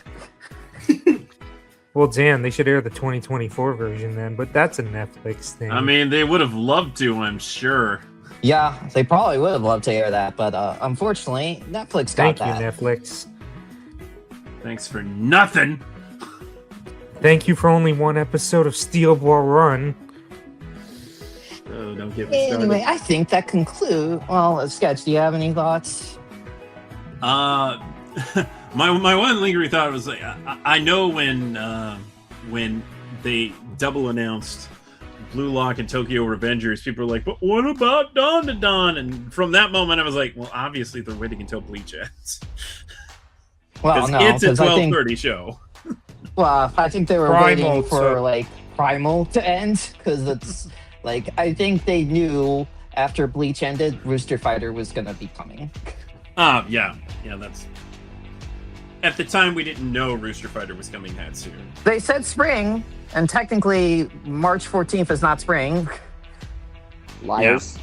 That's still a winter show at that point, but But whatever. it's a nice early birthday present for Toonami, that's for sure. Yeah, for sure. Speaking of Rooster Fighter, we'll talk about the first 3 episodes. Now So we're I into got to Caulk actually portion. have a screener for the first 3 episodes, and I reviewed it. You can check it out on ToonamiSquad.com. But I loved it, and this is coming from somebody who's actually read the source material. If you Sketch, we had that State of Toonami last year, and I told you specifically all Rooster Fighter really needed was a really good anime adaptation. And I think this anime adaptation is so far very, very good. So then, after episode 3, he's gonna pilot a ninja mech. Oh my no. That'd be an interesting change. Damn you, Sola Entertainment! But so far the show is so out there that if they do bring in a chicken mech, you know what? Fine. Yeah, I I'd think roll I with it. kind You of know what? like I'm for it. I'm for it. Yeah, I just can't believe we started the show with sex. Oh yeah, I Oh my love that. God, we I love that did. they kept that in. That's in the manga too, and I'm like, That clip this is gonna be went- fun watching this anime. I saw You know, reactions The about hen that. also loved it that they kept it in. That clip Yeah, went the so reactions to viral. it is just hilarious because you see like unexpecting people just going into, oh, this is an action show for Brewster as the main character. Oh, they're gonna You show know- Brewster sex in this. Like, yeah, That clip. that's funny. Clip went He fights. So he fucks, viral. he bleeds. Oh my god. I just want to say, because the day after I saw it on Toonami, I decided to check out the Japanese language version, and they sound way more into it than the English version. Like, you would think you're watching another type of anime. You're watching a hentai. Yeah. Technically, literally. there's a hen and there's a rooster on top of that hen, so it's hentai. Yep. I thought you were gonna say there's a hen and it has a tie. There might be a hen that wears a tie. I don't know. It should be. But and also because I was in the middle of recording that, and because my mom walked in on that. Of course. You have the worst luck. Of course. You have the worst luck with this. I was like, Bro. it's a show about roosters. And then You she walked saved- out and closed the door slowly. This seems to happen to you specifically all the time. Happened more than once. Like they won, like when Food Wars was on the air, they walked in on one of the food gasms. Oh no! Was it the one with the octopus? Oh, No, it was like, God, I forgot. It was like one of the judges was in between. Like it was the one female judge with the large rack, and then the other judge Oh who no, was like that scene! the black judge, and he was in between her breasts. oh no. my god. No, That's no like wonder your mom that's didn't like say actually anything worse on than the this. rooster one. At least you can probably explain to them about like, well, it's nature. It's roosters fucking. Like, come on. Yeah. Oh my god, that's so much worse. But yeah, Rooster Fighter. Because I just gotta say, I mean, y'all already know how I've been feeling with these originals lately, and how I've literally lost my mind with Uzumaki, and then Lazarus. I was so cynical towards that. I mean, I liked Lazarus. That was a fun little show. Anime News Network didn't like Lazarus. Well, I don't care what they think. Shredded it. It's funny because I was like, okay, are they gonna shred Rooster Fighter now? And so far they haven't. Give it time. But well, yeah, and I actually got I got to attend the panel at Anime Expo, the Viz panel, where they gave like the first trailer, because at the time we didn't have a window, so it was like the first trailer with the release window of spring, and Logan and I got to see a clip. It was like the first half of the first episode, and we were intrigued, we were interested. I'm like, okay, you know what, like, I'm not going to be negative towards this. Maybe this could end up being, really solid. And first episode, when we actually got on Toonami, I was like, okay, you know what? This is pretty solid so far. My only negatives is that I hate Pyoko with a passion. Yeah, I mean, like early on, Pyoko, both in the manga and in the anime, is very obnoxious. She does get better, but the manga also does a very good job of sidelighting that character to a point where you do not see her that often. Oh, also, one other thing I gotta say, I got a drinking game for y'all. Take a shot every time you hear Lucy Christian play a side character in the show. I think I'd be dead the first at that episode. point. Her or Adam MacArthur, which yet again, why do they do my king like this? Oh, he's coming in Tokyo Rangers, don't worry. Yeah, for some reason, like a bunch of the side characters, if it's a female character, it's Lucy Christian. If it's a male, it's Adam MacArthur. And I'm like, why do I keep hearing this too? It's like, do they really do not have many people to play background characters? It's like, God. Yeah, it was literally like the first episode. It's like, how many times can you hear Lucy Christian?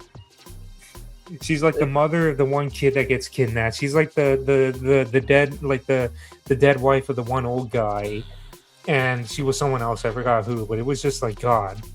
Yeah, and then Adam MacArthur is like the kid in the first episode. He's a walking pedestrian in the second episode. I was just like, God, please.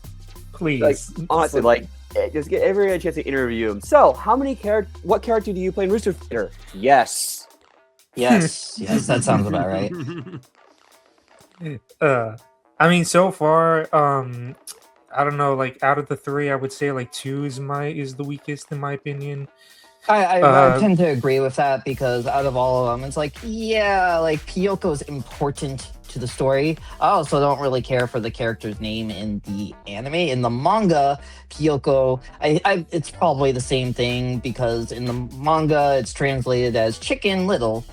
I'm not joking. That's literally what they called it in the manga. Damn, they made that Disney movie into a character. But it might mean the same thing in Japanese, Kyoko, but I'm not familiar with Japanese enough to know that. But I will say, yes, I agree, episode 2 is the weakest. I did like Pop's story a little better in the manga, because I think it reads a lot better than it actually watches on screen. But I think the anime does have good pacing. I do like the characters in this anime. Keiji's a great main character. He's not just a one-dimensional, like, I'm just a tough hero, I just wander about and go where I want to. He actually has, like, depth, and you want to know more about his character and his struggles. I think the thing... Oh, sorry. No, it's fine. It's just like how the anime fully adapts that. I'm curious to see. Like, I don't think they're going to go off script or anything. Hopefully they don't. But knowing, because we're probably going to be introduced to, like, characters that are going to be later into the show and probably towards the end of the season. And that'll probably bring up way more questions than answers. So hopefully, fingers crossed that the series does well enough that it gets more episodes. I think what I also find so freaking hilarious about it is that like I see what they're kind of going for. It's like KG's supposed to be your stereotypical action movie hero, to where like you think about like a bunch of like old action movies where you got the big tough guy or whatever. I think I and he's compared looking him a so bit to badass. like Kenshiro from Fist of the North Star, where he's like this wandering badass that can basically kill his opponent within like just like one powerful move. But obviously, like KG and Kenshiro are not the same character. Both of them have different goals. Yeah, I just find it funny. Is like you're taking the stereotypical macho character into a rooster, and it just looks 10 times funnier. And also, the rooster fucks a lot. Yeah, that's actually important. I'm not joking. That's actually plot important. Oh God! Oh no! For some reason, I just thought about Mushoku Tensei. Oh no! no! Are you telling Thank me you for that one putting night that in stands are vital to the story? Are you kidding me? Yes, yes. They actually are. Why I'm would actually not joking. It's actually kind of critical to the manga and KG as a character. You mean Well, beyond damn, so- simply having Elizabeth show up right now? Saying anything more would be a Yeah. spoiler.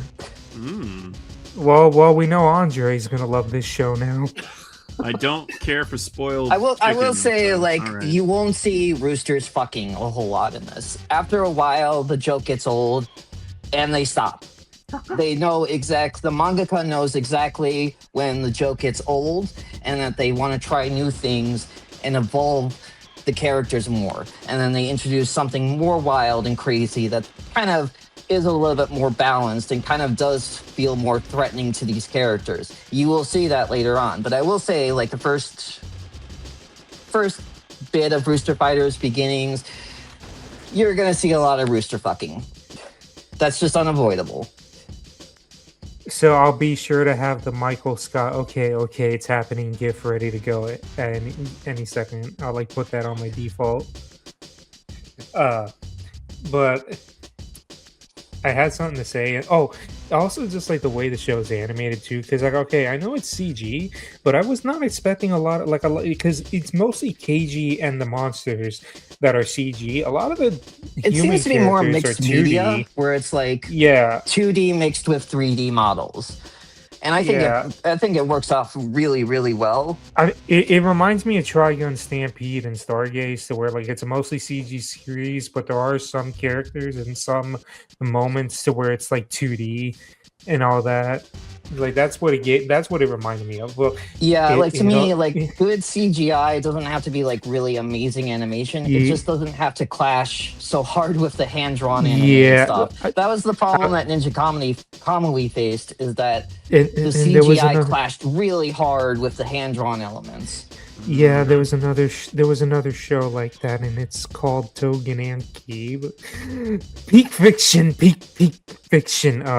But yeah. Steve, you got any thoughts? That's all I gotta say. I'm very much enjoying Rooster Fighter. Granted, it's only been 3 episodes, but it honestly just feels right that it's on Adult Swim. Like, this is a very Adult Swim coded anime, and I'm very happy it's this one. Like, granted, I'm mainly... Oh, go for it. No, I was like, this is totally an Adult Swim show. Like, just the concept alone, you pitch it to me and it's like, it's a rooster that fights demons, and I'm like, yeah, that sounds about right. That sounds like the type of weird shit Adult Swim would air. Absolutely. But yeah, granted, I'm mainly working during when Rooster Fighter is on, because I'm posting like everything to our socials with my very, very, very old and slow computer. But I'm still enjoying it. Godspeed. Yeah. Like, of course, on the back of my mind is it's still a Toonami original. Like, is it gonna fall off? It's always gonna creep into the back of your head because previous experiences with these shows. But I have faith in this. I have faith in them. I really do. And yeah, that's pretty much all I got. Yeah, I mean, like, that's always a thought to think about with these Toonami originals, but I think Rooster Fighter is, for lack of a better word, going to land very much with not only just Toonami's fans, but I think it's also just going to be one of their better reviewed originals overall. Absolutely. Silver, what are your thoughts? Can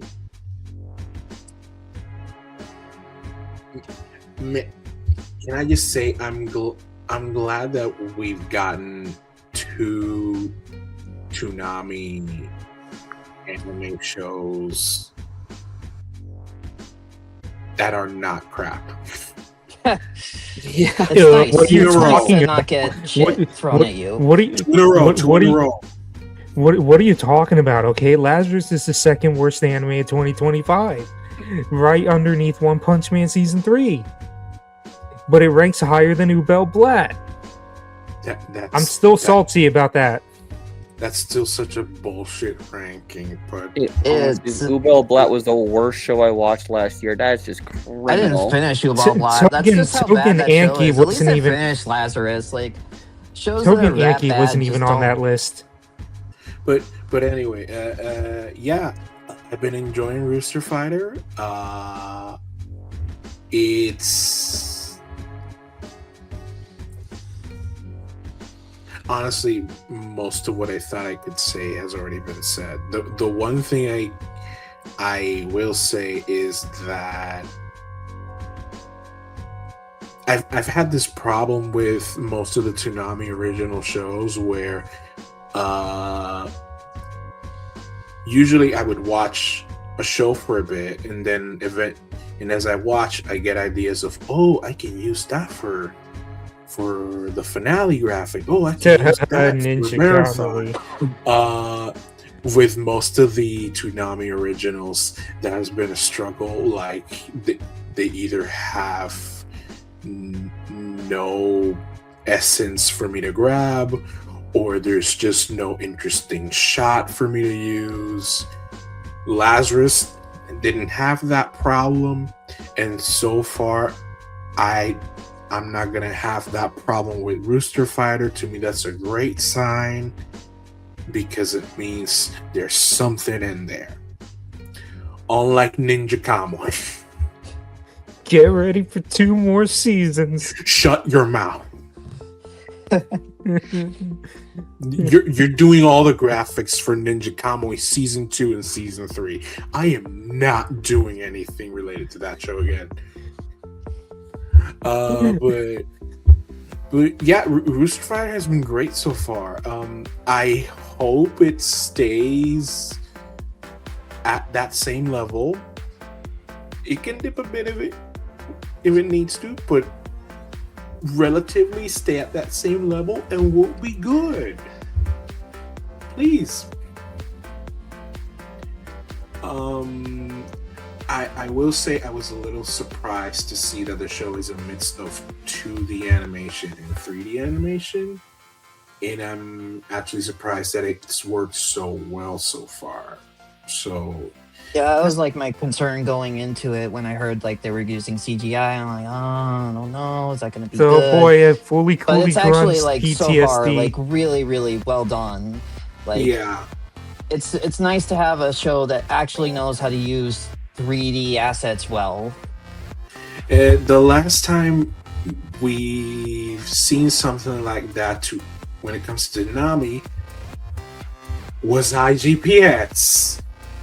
That was quite some time ago. So The 2005. That's yep, 20 years ago. Oh god. Well, turning into 21 years ago. We are old. It's old enough to drink now. Mhm. Congrats to Team Satomi. They can finally get drunk. But yeah, hopefully the show stays good, or at least good enough. As you can tell, my expectations for Toonami funded shows is not very high with good reason. I will say, But I'm with feeling Viz, more optimistic, so good. Keep at it. I will say with Viz also behind it, that gave me a little more confidence because it's usually like the shows that are like Jason DeMarco, Solar Entertainment, Joseph Joe, front and center gives me like not goosebumps, but not the good. I mean, kind. like the last show Viz produced ended up having 100 delays, so it's nice to know that we're not going to be suffering that this time. Oh, it's probably going to That happen we again know because they of. got another show coming this season. We'll see. We'll see. And it does help that this is an adaptation. So, well, I say that, but Uzumaki was also an adaptation. Though, to be fair, Uzumaki would have been hard to adapt, period. So, Yeah, that's the thing. Uzumaki is a very different beast than Rooster Fighter. Rooster Yeah. Fighter, you just have to follow the source material well enough, and you're gonna be good. Yep. With Uzumaki, with it being 4 episodes, it was always going to be a tricky uphill battle of like, okay, what do we condense down? And I think my issue with it was not the animation, but just like how fast pacing it was. I still think overall Uzumaki was a good show. I stand by that. But I think Brewster Fighter, just out of any Adult Swim funded anime original that Toonami has premiered, this is so far like the best. Uzumaki's main problem was that no matter what they were going to deliver, I don't think it would have met expectations because it took so long. Yeah, I think that That was it always the wasn't, issue, but that's but the fact that's a that discussion for another day. Yeah, but the fact that it fell apart after the first episode, that just made it worse. Yeah. Here, you just needed something solid. It's straightforward, and you know what? So far, it's great.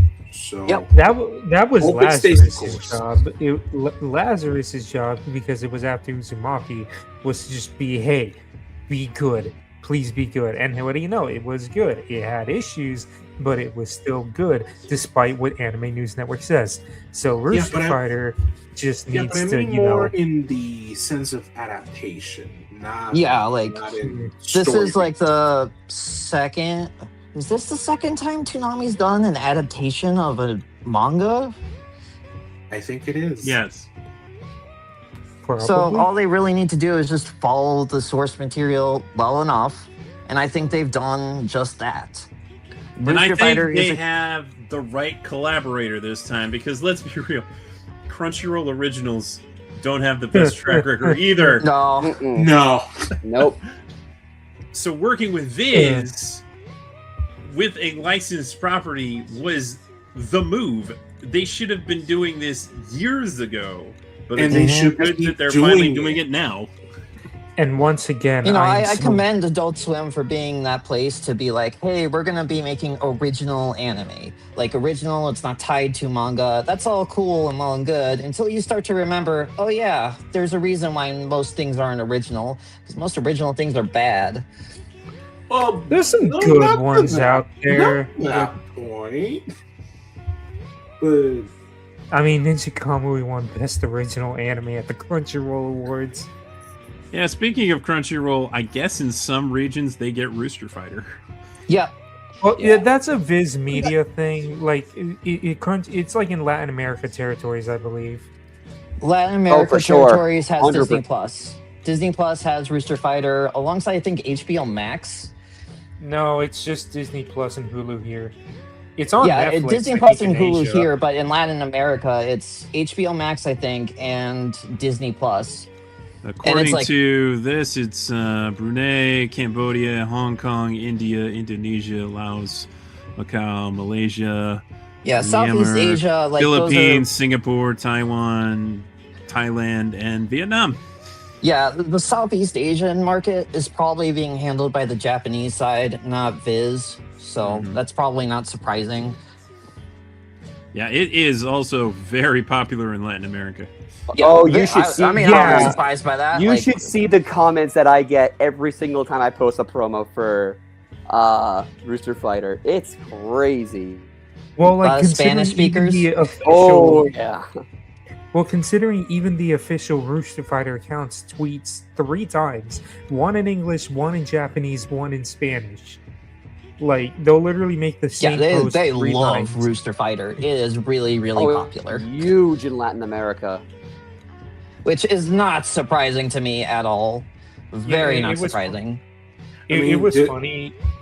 Just to say it, but wow! So the countries where cockfights are legal, Rooster Fighter's big. Who would have thought? Yeah, that's ironic, but It also, So in a it's- lot of countries, roosters are actually pets or chickens. So again, wow! Who would have thought?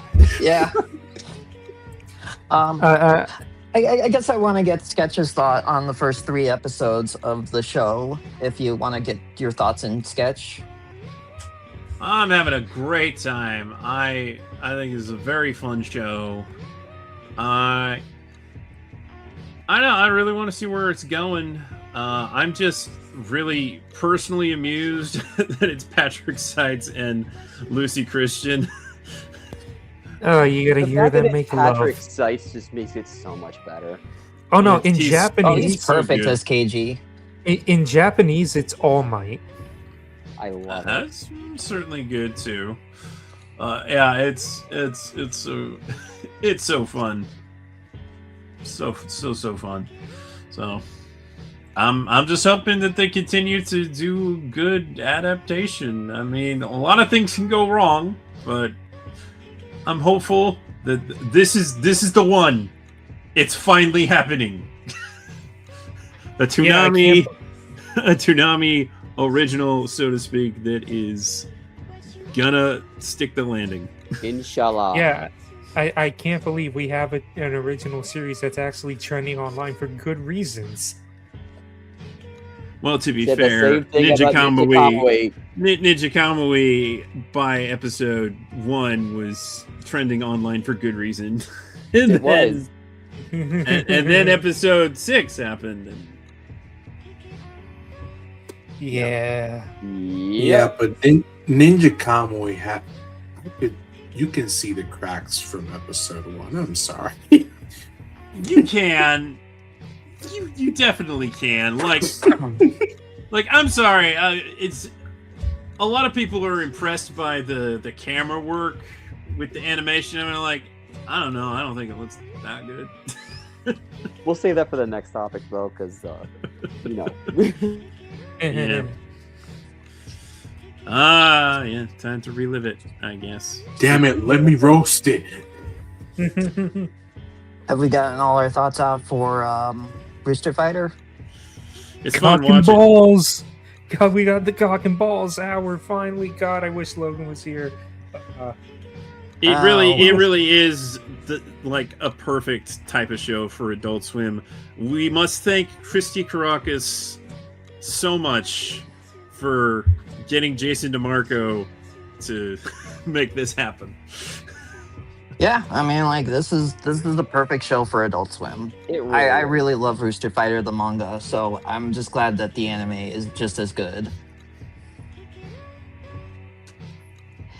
And speaking of schedules and Ninja Kamui, technically we've had, I don't know, Adult Swim updated their schedule like 5 fucking times over the course of the past few weeks. How do you think I felt, the one who had to post it? Yeah, they had How to do you like. think I felt when I made the schedule thumbs already? So 'Cause like the schedules originally were made. we didn't know what was replacing. What was it? What was ending? Zom 100. Zom 100. Then they posted, hey, we're going to be running Lazarus. Actually, no, we're going to run Lazarus later. Instead, we're going to rerun Ninja Kamui. Then, Okay.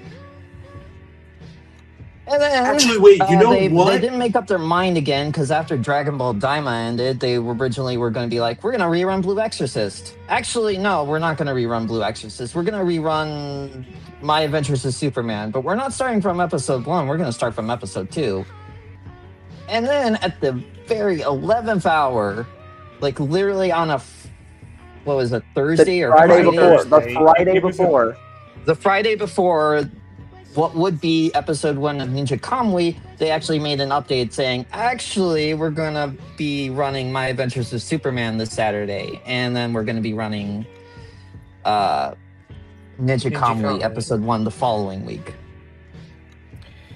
I just found it so funny that in that post, because the initial post said Lazarus, they were like, we're going to run Lazarus again later this year. I'm just like, great, to look forward to a Lazarus rerun. But my thing is like, why not just replace Rooster Fighter reruns with whatever? It's fine, whatever. You know, at Keeps first the when they show announced, fresh if you don't run it to death.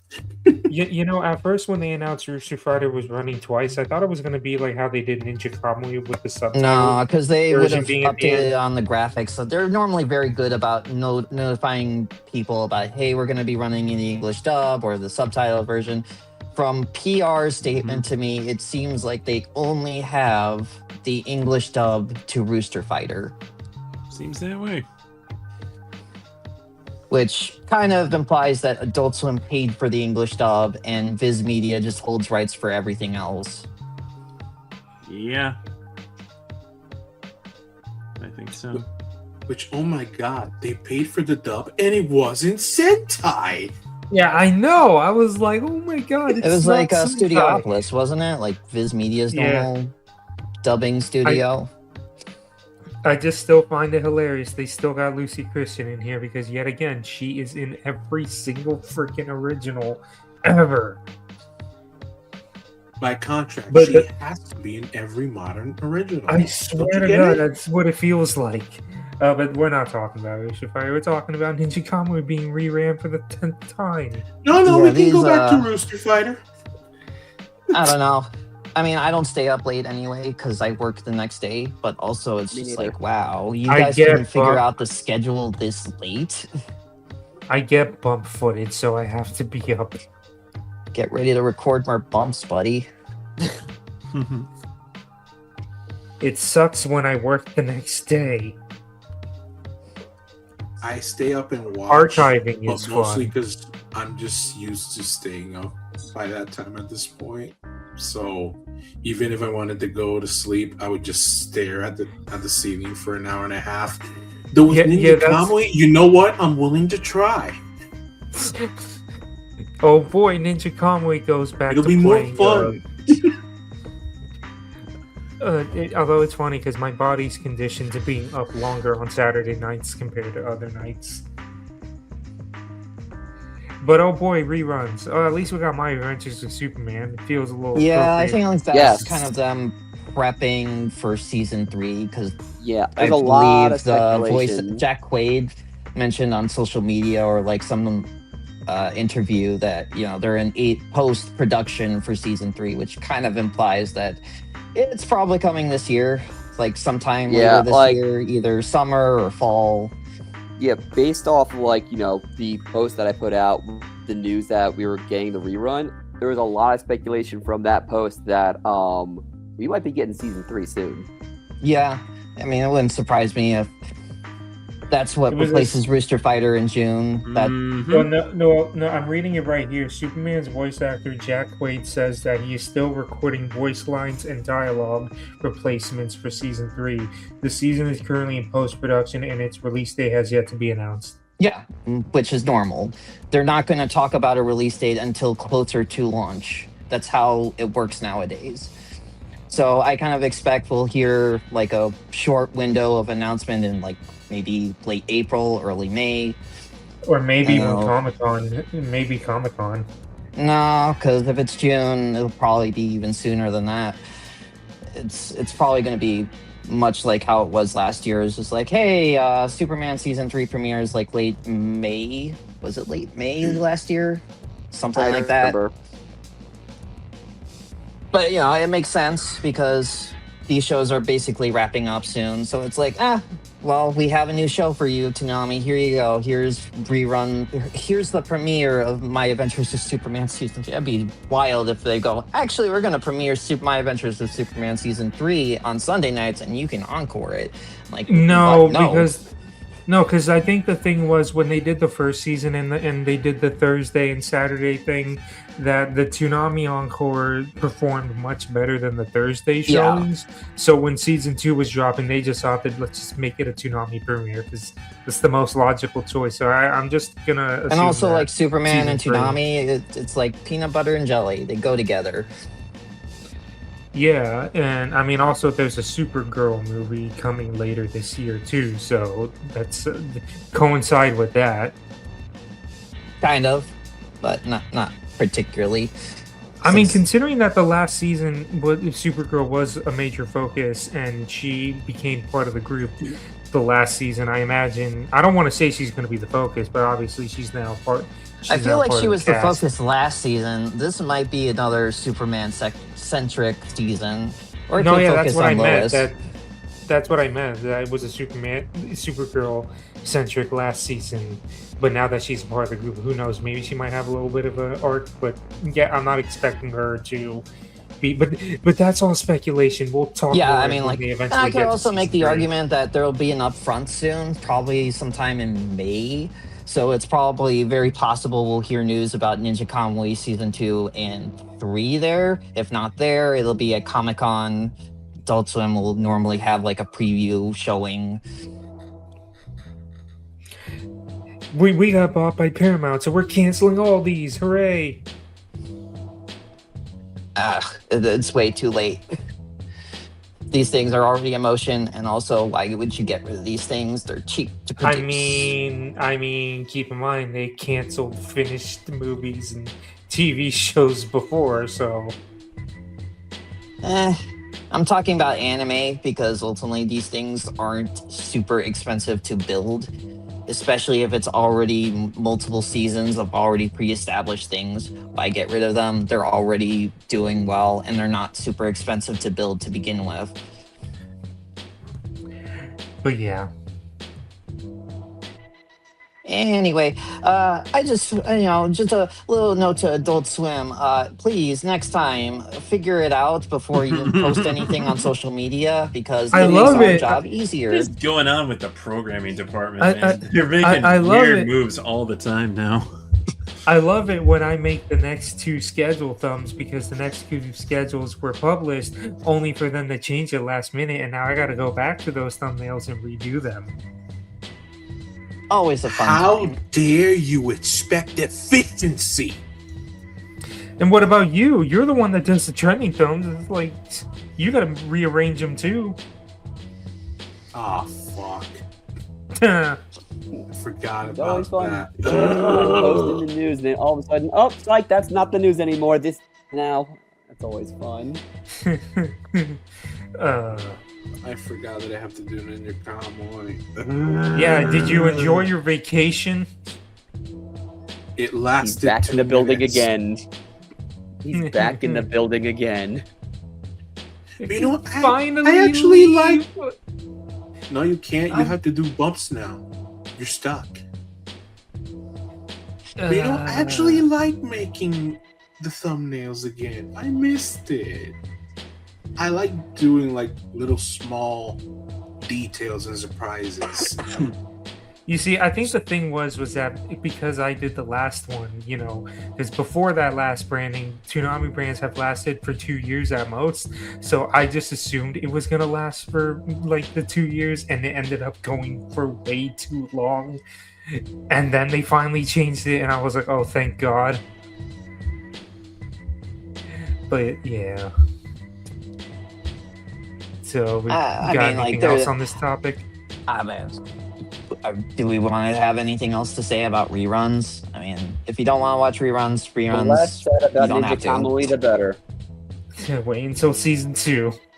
I can't wait to be reminded how much lost potential was in Ninja Kamui. I can't wait. I do think there's kind of a weird thing with this schedule. I mean, originally they were going to have Superman right after One Piece, which feels, pretty right. and now they're gonna have Ninja Kamui, and then Superman, and then Rooster Fighter, and that's like That's a weird combo. that's a weird combo. Though I guess I do kind of roll with Superman and Rooster Fighter back to back because Superman, Super Chicken. I feel like the ultra violent Ninja Kamui should probably be the later show next to Rooster Fighter. Or probably ending off the block, and then you move Rooster Fighter up to 2:30. But whatever. I don't do programming. I don't do scheduling. They know more than I do. Or we can just air IGPS. I'm fine with that. I don't care. No, they're not pulling that show out ever again. It's shot out back. It's dead. It's dead in a ditch. I just find it funny. They did the whole HD remaster. They re-aired season 1, and then they just never. Hey, we got DBZ Kai back. We're pulling IGPX. It was a great commercial for the Blu-ray. Crap! Oh yeah, it's so funny though because Ninja Kamui, right? Haha, like E&H Productions, that's the studio and all that. But I just want to point out that this studio can actually make a good show. If anyone, Sam, I know you've seen. I don't know about you. Yeah, I saw Bullet last year, and that was Bullet fun. It's not the most perfect show, but it was actually a pretty good show. I think it got a little too preachy towards the end of what it's trying to say. But honestly, like for the ride that it had, it was fun. It was a fun little show. And it had like the CG and all that, but like yet again, it wasn't trying to be a ninja action show. It was like Mad Max. Also, like, I'll say this: Bullet's opening way better than Ninja Kamui's opening. Oh, but it's on my playlist. Work. Watch Bullet. It's actually really good. But yeah, so anyway, I think we've talked enough about reruns. Let's talk about reruns. With Bleach, 1,000 Year Blood War ending, I guess we'll talk about our thoughts about that. I mean, it's more Bleach. It's kind of what I expected, honestly, from watching it from beginning to end. I'm like, yeah, this is Bleach. All the ass pulls and bullshit that comes with it. And the ladies. Yeah, and the ladies. Bambi, ma'am. Bambi, ma'am. And Orihime. And Ririka! Yes! I love Ririka. But I haven't actually watched 1,000 Year Blood War since it's simulcasted, so I actually haven't seen the dub. Because, like, I think at the time, because I was watching original Bleach before Blood War, and then by the time I finished original Bleach, Blood War already had like a few episodes out, and then I just piggybacked off of there. So like it was the first time watching the dub, and it was just like it's just so funny how like the arc started, and it's like, hey, remember all these characters you love so much? Here, let's just kill half of them and like just completely wipe out the Soul Society within like the first like 5 episodes or whatever. It's like, hey guys, we're gonna reintroduce Ichigo. Remember these guys? Yeah, they're awesome. Freaking dead like within the next episode. I was just like, damn, it was hilarious. I will say though, like the action animation, like huge step up from the first Bleach. I mean, I don't know. God, it's been a minute since I've watched original Bleach, but like the freaking fight with Gen Yamamoto, I think his name is, like the the head captain and Quincy King. Like God, it's hard to pronounce their names. That fight was freaking amazing. And then the fight Ichigo has with him in the beginning, and then the rematch he has later. There's just some amazing moments in the show, but I just also find it so fucking funny how like here's these ultra powerful freaking Quincy's that have been blessed by the king himself, so they got like extra strength. They wiped out Squad Zero. They can't be touched, and yet here comes our ragtag group of Soul Reapers that we've known for a long time that are supposedly weaker than these guys, and they're somehow able to take them out. It's like, okay. I just find that so amazing. I mean, Tite Kubo is I think he's a very talented artist. He knows how to draw he's very talented at drawing character designs. I like the worlds that he builds, but he's just not really great with storytelling. Or like having great setups for like how these characters can topple one another without it just devolving into an asshole with just like, oh, he's powerful. Well, why? He just is. Like, okay. Well, I feel like we have to be not to give an excuse for the arc, but I do feel like we have to be a little bit more fair, because we've reached a point in the arc where Bleach kind of starts to fall apart, in the sense that by this point Bleach was very low in the rankings in Shonen Jump, and usually if you stay near the bottom for too long you get cut. So we're at the part where he starts scrambling for literally anything and everything. And next season, that's where it really starts to go. Oh yeah. What do I do? Fan service. No, this fight. This, until eventually the end. So, yeah, like the not end to give just it kind of came out of nowhere, and it kind of like surprised Bleach fans. Like, wait, what? It's ending next week? But you know there's what? So many I things just that had haven't been explained yet. You know what? I had that exact same feeling with Chainsaw Man recently. No, I'm not gonna get Chainsaw into Man it. was doing fine, but in the case of Bleach, it's just a case of they gave him a deadline. They kept telling him you got to get back up, and he tried everything, and it didn't work. And then eventually, they just told him, okay, your last day is this, and so yeah. Now, part of the goals, I don't know if it's still gonna happen, was that they wanted to flesh out the ending. I know that was the whole goal with Thousand Year So- Blood War, is that he wanted essentially redeem, or I guess actually do it properly. Yeah, finish Bleach properly. We'll see if it's still gonna happen, because that was a few years ago at this point. It's been quite a bit. We'll see if it sticks a landing. We'll see if they'll actually change anything. So next season should be interesting, because if they do plan on expanding and finishing things properly, then it would mean actual new stuff as opposed to strictly following the manga. So we'll see. This season, though, this is where the ground starts to get a bit shaky in terms of the ass polls and everything, really. Yeah. The one thing that I just found so funny was like, yet again, these ultra powerful Quincy's that have been blessed with the Majesty's power, and they're getting taken out by our ragtag group. Like the fact that, like, what's her name? Like the guy, like the woman who's constantly serving Shusui, I think his name is. And all of a sudden she's like, give me my Zanpakuto. I know it's cursed, but I think it can take him out. And what do you know? It takes him out. I'm like, what? What?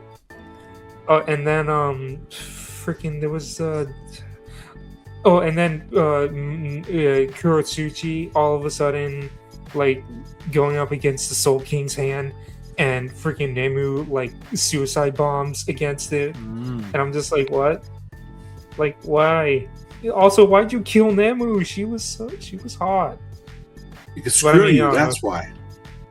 I mean, she'll probably come back. I mean, it's freaking Kurotsuchi. He's probably got some shit to grow her or whatever. But yeah. I mean, I love Bleach. Like, I like when I watched it a while back, compared to the other big three, I found it like in second place, with like between One Piece and Naruto. One Piece being at the top, Naruto being at the bottom. And there are some ideas that I think Bleach does better than both, but there are just some things that it can lack.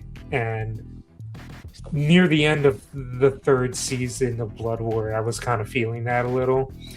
Yeah, It's- like even towards like the second part, towards the end of the second part of Bleach, I was like, man, now I'm remembering why I fell off of Bleach so many times when it was running on Adult Swim. I'm like, yeah, Tite Kubo is not really a great writer. Tight Kubo. Hey, at least season 3 ended with Yoruichi. Yeah. Although that's freaking, I hated Some guy's like, probably thinking like, damn, I want that to happen to me. AKA Andre. Although be glad you weren't watching this when it was simulcasting, because when they ended part 2 with a freaking near 10-minute long con like segment, That I was threw like, me for a loop when I saw that on Toonami. Like, are we really just getting like a cone thing at the end? This is Yeah, how they again. end it? yet again, that was a season finale. Be glad you weren't there. Be glad you were not there when that episode dropped initially. Hell, even like how season 3 ended, like they're ending Season it 3 like did that. the same thing. Yep. I think they were trying to make what's his name like the next like gag character. You know, like some shows always got a gag, like a gag character. Like, I felt Cone has like they were always been trying that character. and now they wanted to give him a partner. But I love Bleach, 1,000 Year Blood War. I mean, I'm having a good time with it. Obviously, I've been watching it as it's been coming out, and I was happy to see it on Toonami because I mean, Bleach and Toonami go hand in hand. And for the longest time, we just never thought we'd see 1,000 Year Blood War because of the whole Hulu thing and all that. And what do you know? Despite it being years later, we managed to get it. And you know what? I couldn't be happier. And I will be anticipating the fourth part when it's simulcast, and who knows how long it'll be before Toonami gets it. But Yeah, I'll be curious Yeah. to see how long that takes, because I'm curious if that's a contract thing between TV Tokyo and Disney or what. I don't know, because Viz Media holds rights outside of Japan because they're the ones distributing in North America. It seems that either they cut a deal with Disney Plus internationally to host it, or Disney went directly to TV Tokyo. Whatever the case is, I'm glad that they got to run Bleach 1,000 Year Blood War. I think it made sense for at some point for Adult Swim to continue Bleach and to finish Bleach, considering more got made. They ran Bleach up until the very end, and I think that's a testament to like how well it did for Adult Swim Action and then for Toonami. I mean, it was like the same with Naruto, but you don't see anyone wanting his son. They tried that, and nobody wanted Boruto. Nobody.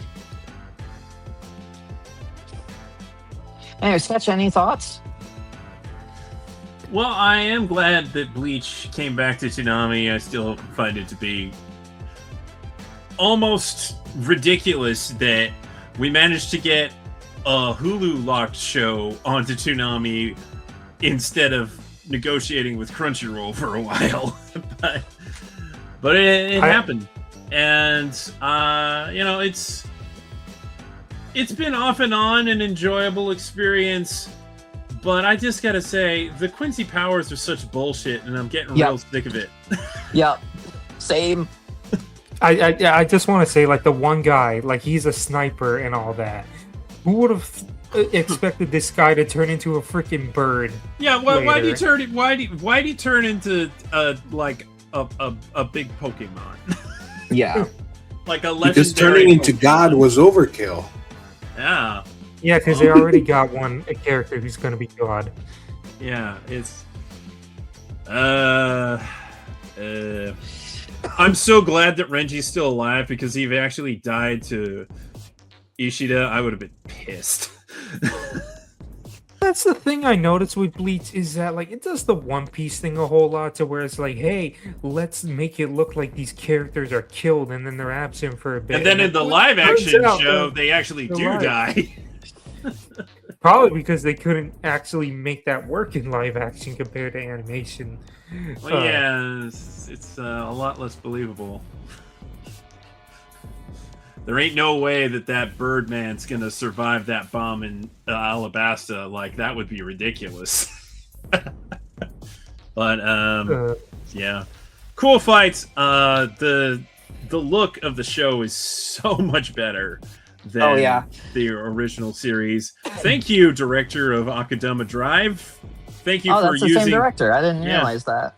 Thank you for cooking with bleach and making it look better than ever.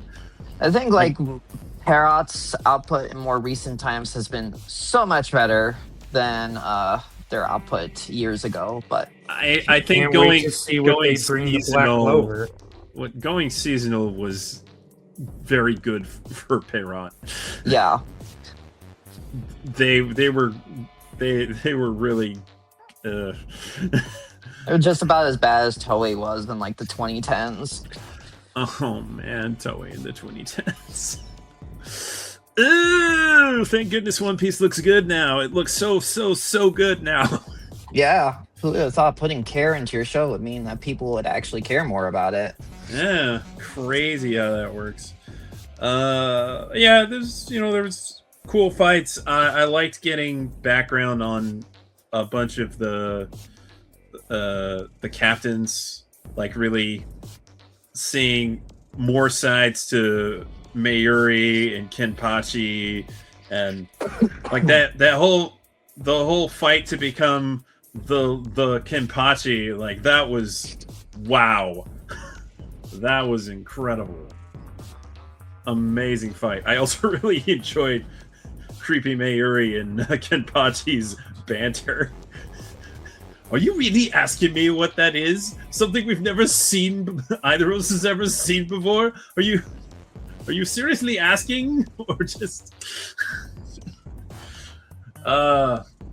Christopher Smith does such a great job. I do kind of... It bums me out that there are some notable recasts. Like, I'm sorry, I love Alex Lee, but him as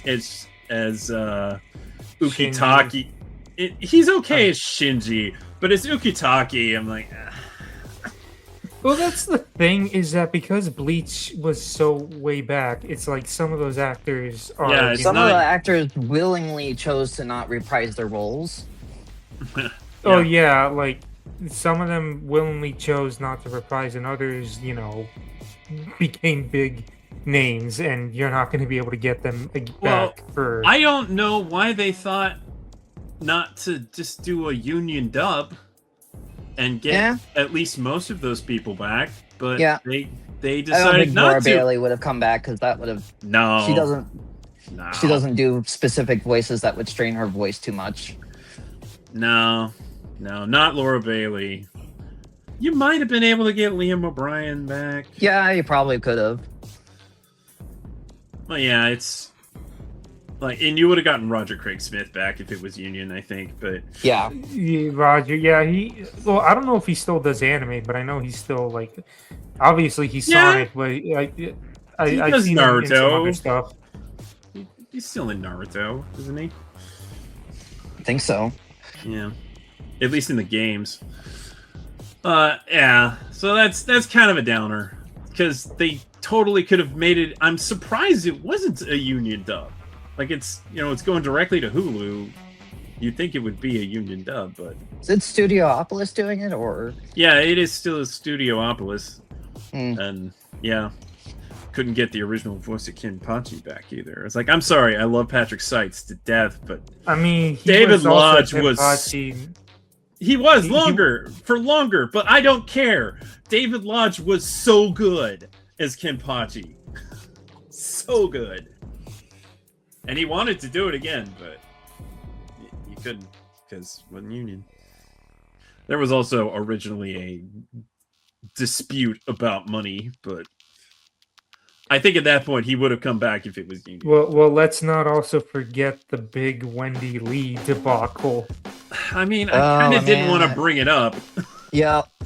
But it's kind of it's amusing to me that Anaris's performance did air on Toonami. Oh yeah, I think she was left uncredited though, which is Kind of bullshit. That's some bullshit right there. That's definitely some bullshit.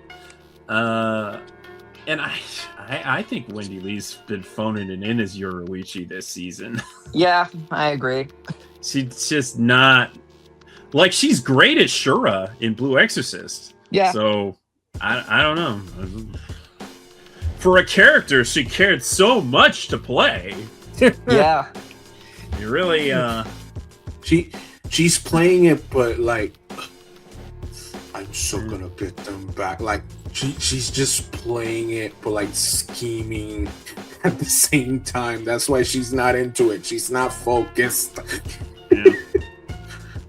It was really fun seeing Aizen be like kind of played around with. I just love. I don't think I've ever said this, not even when we did the tier list, but I love Kyle Ebert as Aizen, just because so he's like calm, but also like scary at the same time. He is like the polar opposite of every other character he's ever played, who are all typically very boisterous in some way, or like really chill, like teenage Gohan / adult Gohan, or yeah. So it's and then of course Fat Gum. Like they're all boisterous, kind of fun characters, and then there's Aizen where he talks very calmly and smoothly, and it was so good, really good. Yeah, I do want to see how this ends, but I'm getting so frustrated that it's honestly it feels like it's just taking forever. That sounds like Bleach. Yeah. So that ending, at least they're actually split seasons now. Better deliver. You know what the? Yeah. Oh gosh.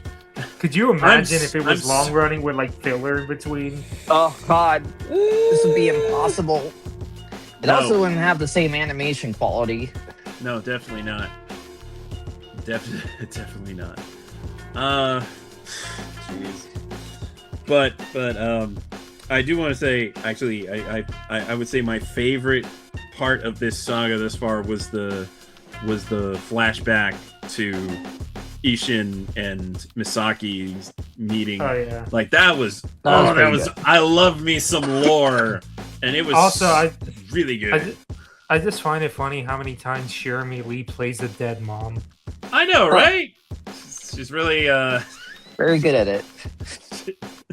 Always dead. Although Charmy Lee also plays another character in Bleach, so she plays a dead mom to someone played by Johnny Bosch.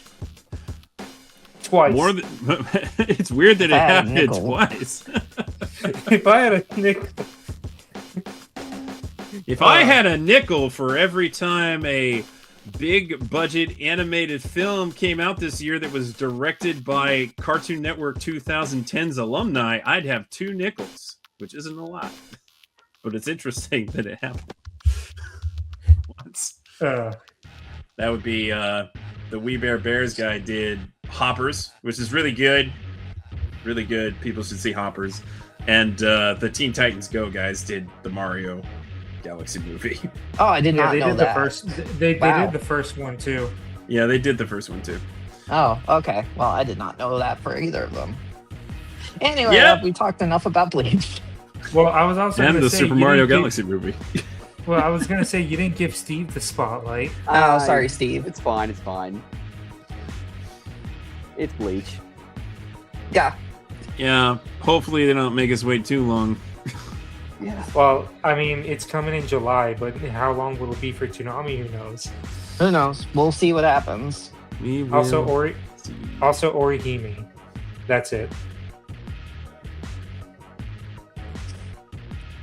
Okay.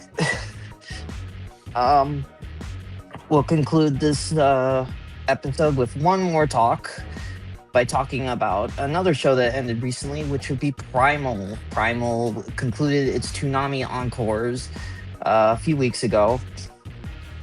I think it's fair to just talk about it.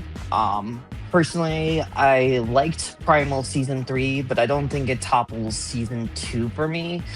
I think for me personally, it's just that the stakes aren't necessarily the same as Season 2, but that doesn't mean that Season 3 is bad. It's still a very good season. If you still liked what you liked about Season 1 and 2 of Primal, it's still here.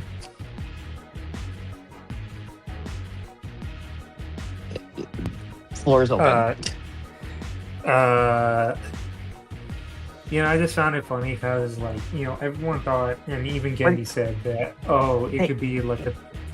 But, sorry, Kat. That people thought, like, and Gendy even said that, it would be an anthology or whatever. So as they announced Season 3, and I'm like, okay, what are we gonna do from here? Because Season 2 felt very final, and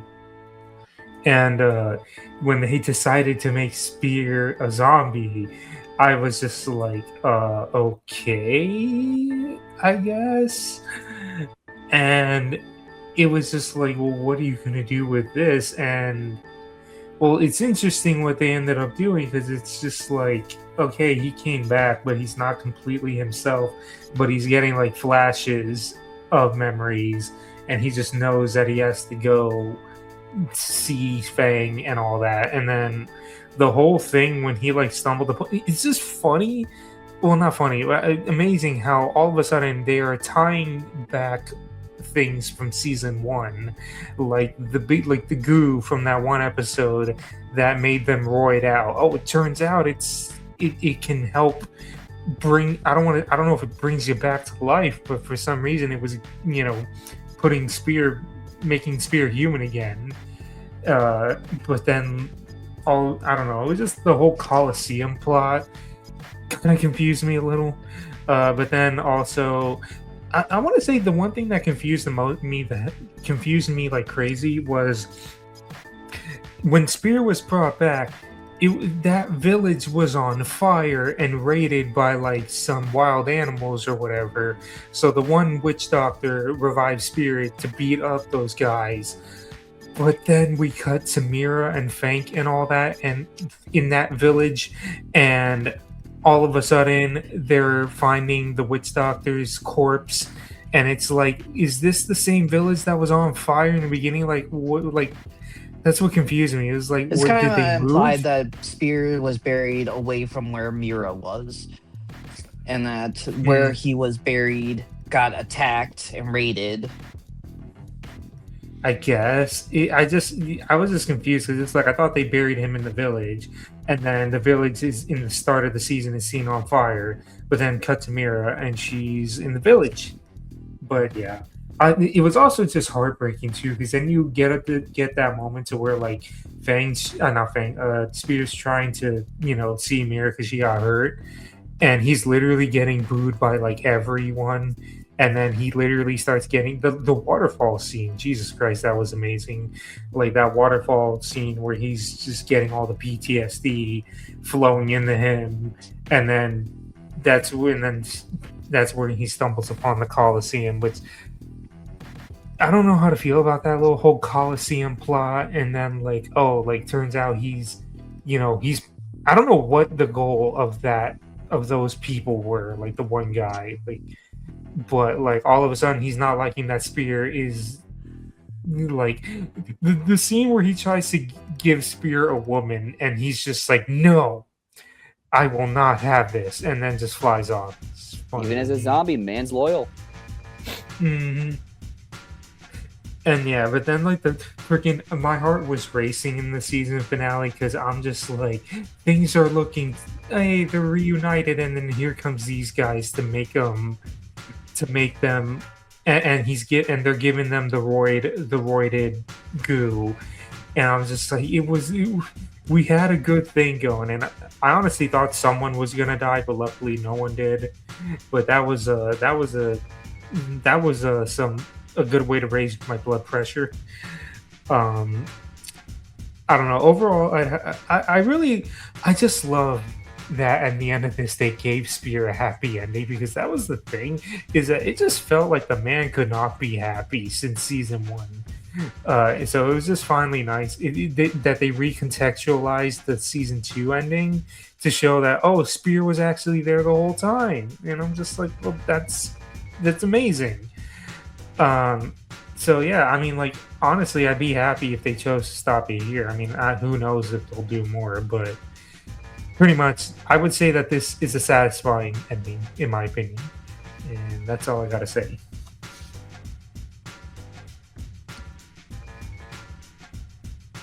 Guess I'm up. Yeah, honestly, when I saw that this was going to be a whole zombie thing, I was very, very skeptical at first.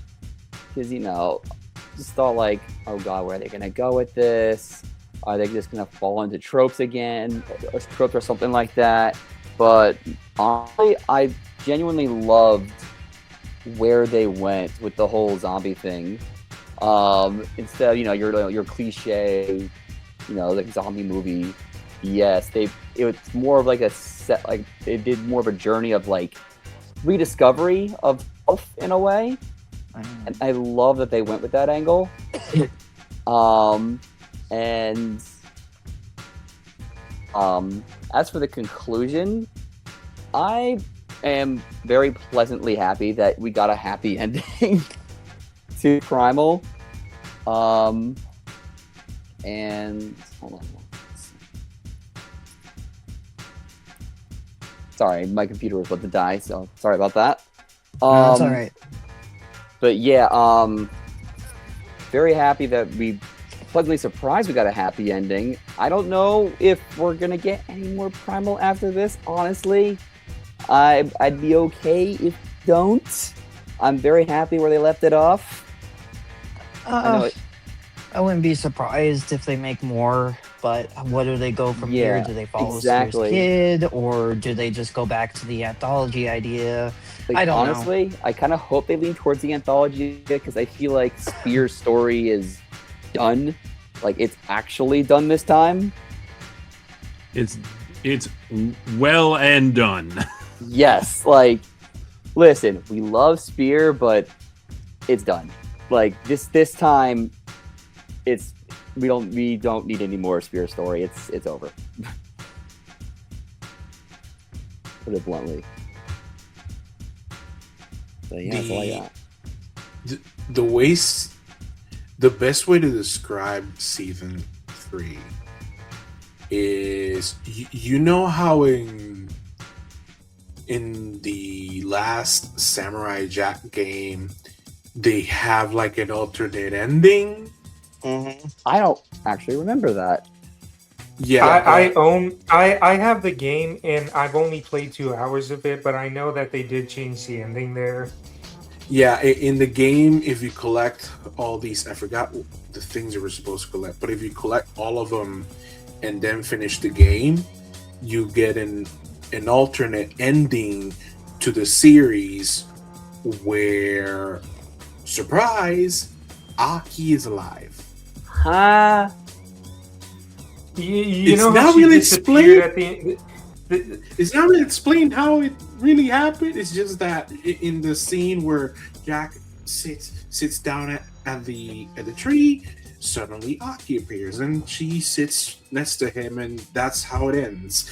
Well, that's how season 3 of Primal feels to me. Yeah, it sounds about right. Where it's good, solid. It just feels. It feels like a bonus round. It's extra. Like, oh, you didn't like the end. So don't worry, got you a second ending right here. So you're saying that someone started a petition to change the ending to give it a Disney princess ending? Oh my god, I completely forgot. After Samurai Jack. It was Samurai Jack. Every single reply to any we ever put out. Thank you for reminding me of that. I didn't have to get just reminded of that, but okay. It just came to my head when he mentioned Samurai Jack again. I was like, wait, yeah, that happened. But yeah, that's how season 3 feels to me. It's good, don't get me wrong, and and I love that there. I love that Spear recognizing Mira and Fang and the little dinosaurs. That wasn't left till like the actual end, more like the middle-ish. And cool, great, and I loved it. But it does feel like the show ended. Let's end it again. I just want to say, time. yeah, I just want to say, I just found it so funny in that one scene where Mira's trying to let Spear know, hey, she has a child, she's pregnant with her child, and he's like, he has his hand on her belly, and he's like looking like, is this? His eyes open up, and then he just screams, screams at her belly, and she just fucks off. She's like, okay, screw you. To me, that's just it. You have a thing inside you. Get out! Get out now! I was just like, way to piss off your mother. It was like, way to piss off your baby mama, bro. Like, But yeah, it was great to have one more round of Primal. Sketch. Don't make any more. Sketch, what were your thoughts on season 3 of Primal? Well, I gotta be honest, when it was starting out, I was really skeptical if this is what I wanted. And it was kind of rough. Yeah. Even though it was gorgeous, it was very well made. It was at times thought-provoking still, but it was kind of like, oh, this is kind of miserable, and I don't know if I like it. And then as things progressed and he kind of came to his senses, it got increasingly more interesting, more better. Having Mira and the dinosaurs all interacting with him made for quite the dynamic. I mean, it was painful that Fang was rejecting him because he stank. He didn't smell like old friend, but you know, I found it so. Oh, sorry. So I still don't know how I really feel about that whole thing, even though I guess it makes sense. And I'm just shocked at how happy of an ending it got. That's because right down to the wire, it seemed like, oh no, this is bad. This is so bad. I literally the entire time I'm like this is bad. It's like someone's not making out. Primal is a brutal show, but I don't think any of us were expecting a happy ending. No. I fully expected at that point when Spear was falling into the lava that he was just gonna fall. He was gonna save them all, but he was gonna fall and he would die again. But thank goodness that didn't happen. Thank goodness. It retcons, but man, Spear has suffered so much and for so long. I'm glad that Gendy decided it was time to let him have a happy ending. It's good. It's a good thing. But there's also just a lot of absolutely wonderful sequences and funny little bits here and there. I loved when he's trying to be incognito and sneak around, but he can't because he's too noisy and he stinks. That's so funny. I found it funny how like the baby dinosaurs were like more willing for him than Fang was. Yeah, because they kind of recognize him as who they knew before. But Fang can see that he looks similar, but cannot recognize him by the scent. And and the scent is so important because there's that moment where Fang sniffs Mira's pregnant belly and is like, "Oh, I know who made this. This is familiar to me." And then she was so very protective of Mira and the baby, and yeah, but the baby dinos were the best characters the whole season. I was gonna say I love love them so much.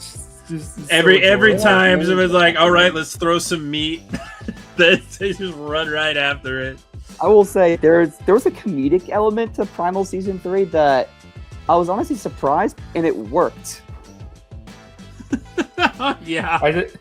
I just like the one scene where like Mira got up from being injured and she's gonna go look for Spear, and then Fanny's like trying to block her, and Mira's literally giving like the death stare, just like get out of the way. Yeah. Oh, by the way, the baby dinos do have names. I learned recently, Spike and Sonya. Yeah. Never once mentioned at all. I mean, like I know No. the show has no dialogue, so it was just like, Yeah.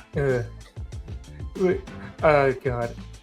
But yeah, there's some great bits where not quite all their Spear is trying to communicate or make a gesture, and he's just hilarious. Like, he gets the grub because he thinks it's a good peace offering to Fang. He's like,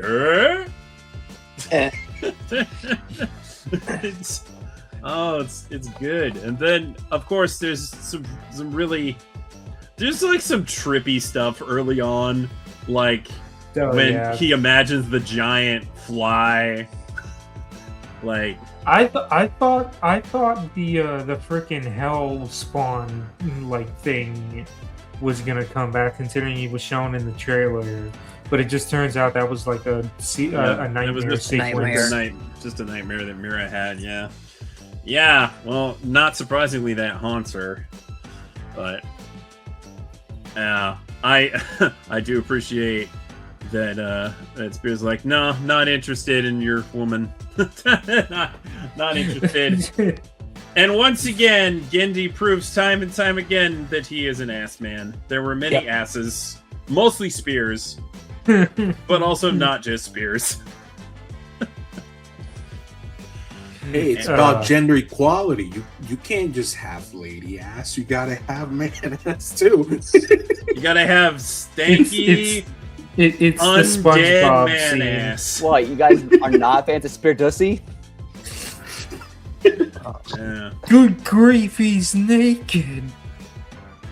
So yeah, it's hard for me to like quantify what I really think of the season as a whole, but ultimately it went somewhere worthwhile, and it's good that it exists, and it was mostly entertaining to watch. So. I agree.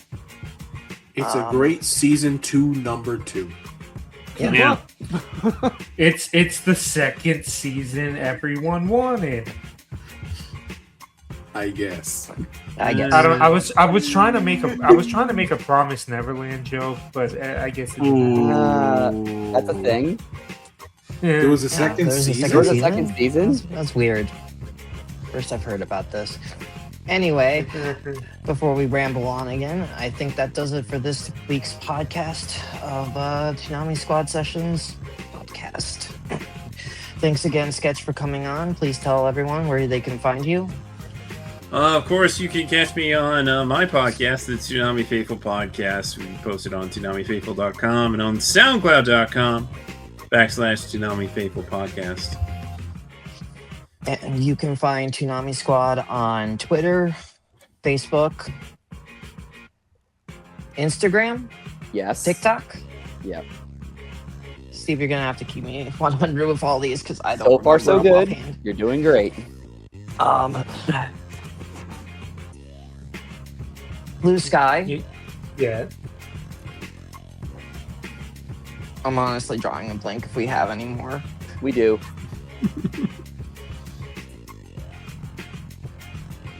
We have Threads. Because I don't remember them and it's late. The last two are Threads and YouTube.